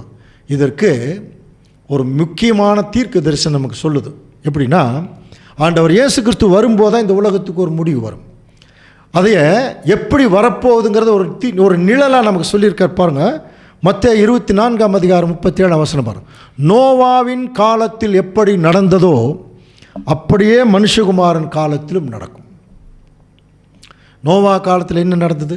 ஜலப்பிரளயத்துக்கு முன்னான காலத்திலே நோவா பேழைக்குள் பிரவேசிக்கும் நாள் வரைக்கும் ஜனங்கள் புசித்து குடித்து பெண் கொடுத்து ஜலப்பிரளயம் வந்து அனைவரையும் வாரி கொண்டு போக மட்டும் உணர்ந்தார்கள். அப்படியே மனுஷகுமாரன் வரும் காலத்திலும் நடக்கும். இன்னைக்கு மனுஷகுமாரன் வரும் காலத்தில் நம்ம வாழ்ந்து கொண்டிருக்கிறோம். நோவா அன்னைக்கு போய் கொஞ்சம் பேருக்கு பிரசங்கம் பண்ணார், அவங்க கேட்கல. அவங்க எப்படி இருந்தாங்க? புசித்தார்கள், குடித்தார்கள், எல்லாம் அப்படி பண்ணி, அதாவது அவங்களுடைய லைஃப்பில் போயிட்டாங்க. கவனிக்கிறீங்களா? இப்போ தேவனுடைய ராஜ்யம் வரப்போகுது. சீக்கிரம் இந்த உலகத்தினுடைய காரியங்கள் ஸ்தம்பிக்க போகும், அழிந்து போகுங்கிறதுக்கு ஒரு இண்டிகேஷன் தான் ஆண்டவர் இயேசு கிறிஸ்து கொரோனாவை அனுமதிச்சார். கொரோனா வந்தது, எல்லாம் ஸ்தம்பிச்சுது. ஜனங்களெல்லாம் பயந்தாங்க, கடவுளை தேடி ஓடினாங்க. ஒரு சிலர் கடவுள் இல்லைன்னாங்க, ஒரு சிலர் கடவுளே எங்கே இருக்கிறீங்கன்னு கேட்டாங்க. இப்போ மறுபடியும் கொஞ்ச நாள் மறுபடியும் பழையபடி போயிட்டாங்க. பார்த்தீங்களா? இப்படி இனிமேல் போகாது. ஒரு மகா பெரிய பேரழிவு இந்த பூமிக்கு திடீர்னு தான் அங்கே வரும். எப்படி நோவா காலத்தில் வந்ததோ அது வரைக்கும் இந்த ஜனங்கள் எப்படி தான் இருப்பாங்கன்னா, இந்த படத்தையெல்லாம் பாருங்கள், ஜாலியாக இருக்கிறாங்க. எல்லாம் மாலில் போய் சுற்றுறதும், களியாட்டுகளில் ஈடுபடுறதும், சொந்த பந்தங்கள், கல்யாணங்கள், போக்குவரத்து, நிலங்களை வாங்கிறதும் பிடிக்கிறதும், இந்த மாதிரி பெரிய பெரிய வசதி வாய்ப்புகளை மேம்படுத்துகிறதும், இன்னும் 1000 வருஷத்துக்கு நம்மளாம் உயிரோடு இருக்கிறதும், பெரிய பெரிய பில்டிங் கட்டுறதும், பெரிய பெரிய பில்டிங் வாங்குறதும், இந்த மாதிரி தான் இருந்துட்டுருக்குறாங்க. இன்னும் கொஞ்ச நாளில் ஒரு மகா பெரிய பேரழிவு இந்த பூமியை தாக்கும். அப்படி தாக்கும்போது யாருனாலையும் யாரையும் காப்பாற்ற முடியாத அன்புக்குரிய சகோதர சகோதரிகளே, எதைப் போல? முதலாம் உலகம் அழிந்ததைப் போல. அப்போ அங்கே ஒரு அதிசயம் நடந்தது இல்லையா? அந்த முதலாம் உலகம் அழியும் போது தேவனோடு சஞ்சரித்த நோவாவும் அவருடைய பிள்ளைகளும் ஒரு கப்பலுக்குள்ளே போய் அடுத்த உலகத்துக்கு வெளியே வந்தாங்க இல்லையா? அதே மாதிரி இங்கேயும் நடக்க போகுது. அதனால தான் ஏசாயா 57 அதிகாரம் 1 பாருங்க, வாசிக்கலாம். நீதிமான் மடிந்து போகிறான், ஒருவரும் அதை மனதில் வைக்கிறதில்லை. புத்திமான்கள் எடுத்துக்கொள்ளப்படுகிறார்கள், ஆனாலும் தீங்கு வராததற்கு முன்னே நீதிமான் எடுத்துக்கொள்ளப்படுகிறான் என்பதை சிந்திப்பார் இல்லை. பாருங்க, தீங்கு வராததற்கு முன்னே. இது ஆங்கில பைபிளில் பெரிய பெரிய டிரான்ஸ்லேஷன்ஸ் எல்லாம் அந்த தீங்குங்கிற வார்த்தை டிசாஸ்டர் இருக்கும். ஒரு பேரழிவு இந்த பூமியை தாக்குவதற்கு முன்பாகவே நோவாவுடைய பிள்ளைகள் எப்படி ஒரு பாதுகாப்புக்குள்ளே போய் அடுத்த உலகத்துக்குள்ளே போனாங்களோ, அந்த மாதிரி உண்மையான திருச்சபையின் பிள்ளைகள் எடுத்துக்கொள்ளப்படுவார்கள். ராஜாக்களாக அடுத்த உலகத்தில் ராஜாவில் போய் அவங்க உட்காருவாங்களாம். ஸோ இதை ஆண்டவர் இயேசு கிறிஸ்து 2ஆம் வருகையில் நடக்கக்கூடிய தீர்க்க தரிசனங்கள். அதனால தான் அந்த 2ஆம் வருகையில் நடக்கக்கூடிய தீர்க்க தரிசனங்கள் எல்லாம் மேற்கோள் காட்டிட்டு கடைசியார் எப்படி சொல்லி முடிக்கிறாருன்னு, ஆகையால் பாருங்கள், லூக்கா 21:36 பாருங்கள். ஆகையால் இனி சம்பவிக்க போகிற இவைகளுக்கெல்லாம் நீங்கள் தப்பி, யார் மாதிரி? நோவா ஃபேமிலி மாதிரி தப்பி மனுஷகுமாரனுக்கு முன்பாக நிற்க பாத்திரவான்களாக எண்ணப்படுவதற்கு எப்பொழுதும் ஜெபம் பண்ணி விழித்திருங்கள். இப்படியாக இந்த 2ஆம் உலகம் ஒரு முடிவுக்கு வரப்போகிறது அன்புக்குரிய சகோதர சகோதரி. அப்படி முடிவுக்கு வருவதற்கு முன்பாக 3ஆம் உலகத்தின் ராஜாக்கள் இப்போது செலக்ட் ஆகிட்டு இருக்கிறாங்க. அதை செலக்ட் ஆகிறதுக்கு இப்போ ஒரு அழைப்பு கொடுக்குற சேனல் தான் இந்த பரலோக ரகசியங்கள் என்கிற இந்த சேனல். இன்னும் நிறைய சேனல்ஸ், நிறைய சகோதரர்களெல்லாம் பேசுகிறாங்க. வாய்ப்பு கிடைக்கும்போது நன்றாக கேட்டுறணும். ஸோ இந்த 2 சந்ததி பாருங்கள், வானத்து நட்சத்திரங்கிறது பரலோகத்தில் ராஜாக்களாக உட்காரக்கூடிய அழைப்பு. அந்த அழைப்புக்குள்ளே இப்போ முதல் இஸ்ரேல் ஜனங்கள், அதுக்கப்புறம் புறஜாதிகள் போயிட்டாங்க. கடற்கரை மணலுங்கிறது இந்த பூலோகத்திலே அரசாட்சிக்கு போகிற நிலைமை, அது இஸ்ரேல் ஜனங்கள் அந்த பகுதிக்கு வந்துட்டாங்க. ஸோ ஆபிரகாமிலிருந்தே 2 சந்ததி வெளியே வந்தாச்சு. இந்த 2 சந்ததி வெளியே வரக்கு தான் 2ஆம் உலகம். 2 சந்ததி வந்துச்சுன்னா உன் சந்ததிக்குள் பூமியில் உள்ள சகல ஜனங்களையும் ஆசீர்வதிக்கிறேன்னு சொல்கிறார் இல்லையா? அதுதான் 3ஆவது உலகம். அப்போ 3ஆவது உலகங்கிறது ஆண்டவர் இயேசு கிறிஸ்துடைய ராஜ்யம். அந்த ராஜ்யம் வரணும்னா இந்த 2 சந்ததி டெவலப் ஆகிருக்கணும். அப்படின்னு இன்னும் வரல, என்னென்ன அர்த்தம்? இன்னும் பரலோகத்துக்குரிய சந்ததி இன்னும் கொஞ்சம் பேர் இந்த உலகத்தில் வாழ்ந்துட்டுருக்கிறாங்க. அவர்களை எப்படியாவது உள்ளே இழுக்கணும். அந்த உள்ளே இழுக்கிறதுக்குரிய அந்த அழைப்பு தான் இந்த சத்தியங்கள். புரிஞ்சுக்கலாம், தயவுசெய்து அசட்டை பண்ணிடாதீங்க. அவ்வளோ பெரிய சத்தியங்கள் அடங்கிய விஷயங்கள் இந்த பூமியில் பொக்கிஷங்கள் இருக்குது. அதனால் அந்த அழைப்புக்குள்ளே கொஞ்சம் பேர் வந்திருக்கிறோம். அதனால தான் பவுலெல்லாம் பின்னாடி வந்த வசனங்கள் படிக்கலாம். அவரோட பாடுகளை சகித்தால் அவரோட ஆளுகை செய்யலாம், 2 தீமோத்தேயுவில் இருக்கும். அப்போ அவரோட பாடுகளை யாராக சகிக்கிறாங்களோ அவங்களாம் ஆளுகை. எங்கே? ராஜ்யத்தில். எந்த ராஜ்யம்? 3ஆம் உலகம். அப்போ இயேசு கிறிஸ்து ராஜா வருவார். அப்போ அவரோட ராஜாக்களாக இருப்பான். அந்த ராஜாக்குடைய அழைப்புக்குள்ளே தான் வந்திருக்கிறோம்னு நம்ம புரிஞ்சுக்கணும். அப்போ ராஜாக்களாக வந்திருக்கிறவங்களுக்கு ராஜாங்க ரகசியம் தெரியணும் இல்லையா? அந்த ராஜாங்க ரகசியம்தான் இனி வரப்போகிற 60 வாரங்கள் தொடர்ந்து அந்த ராஜாங்க ரகசியம் பிரசங்கிக்கப்படும். தேவனுடைய வார்த்தைகள் சொல்லப்படும். நம்ம கேட்கலாம், கேட்டுட்டு ராஜாக்களாக போகலாம். இனி அடுத்த வாரம் பாருங்கள், இது வரைக்கும் பார்த்தது இன்னைக்கு வரைக்கும் நடந்திருக்கிறது. இனி அடுத்தது என்ன? 3ஆம் உலகம் ராஜ்யம். அப்படின்னு என்ன புரிஞ்சுக்கலான்னா, இது வரைக்கும் பார்த்தது இப்போ நடந்துட்டுருக்கிறது. இனிமேல் பார்க்க போகிறது தேவனுடைய ராஜ்யம் இந்த பூமியில் வந்தால் எப்படி இருக்கும் அடுத்த வாரம் வாங்க பார்க்கலாம். தேவனுடைய கவர்மெண்ட் இந்த பூமியில் வந்தால் அது எப்படிப்பட்ட கவர்மெண்ட்டாக இருக்கும் என்று சொல்லி தொடர்ந்து சிந்திக்கலாம். பொறுமையோடு கேட்ட நம் அனைவரையும் தேவன் தாமே ஆசீர்வதித்து வழி நடத்துவாராக. ஆமென்.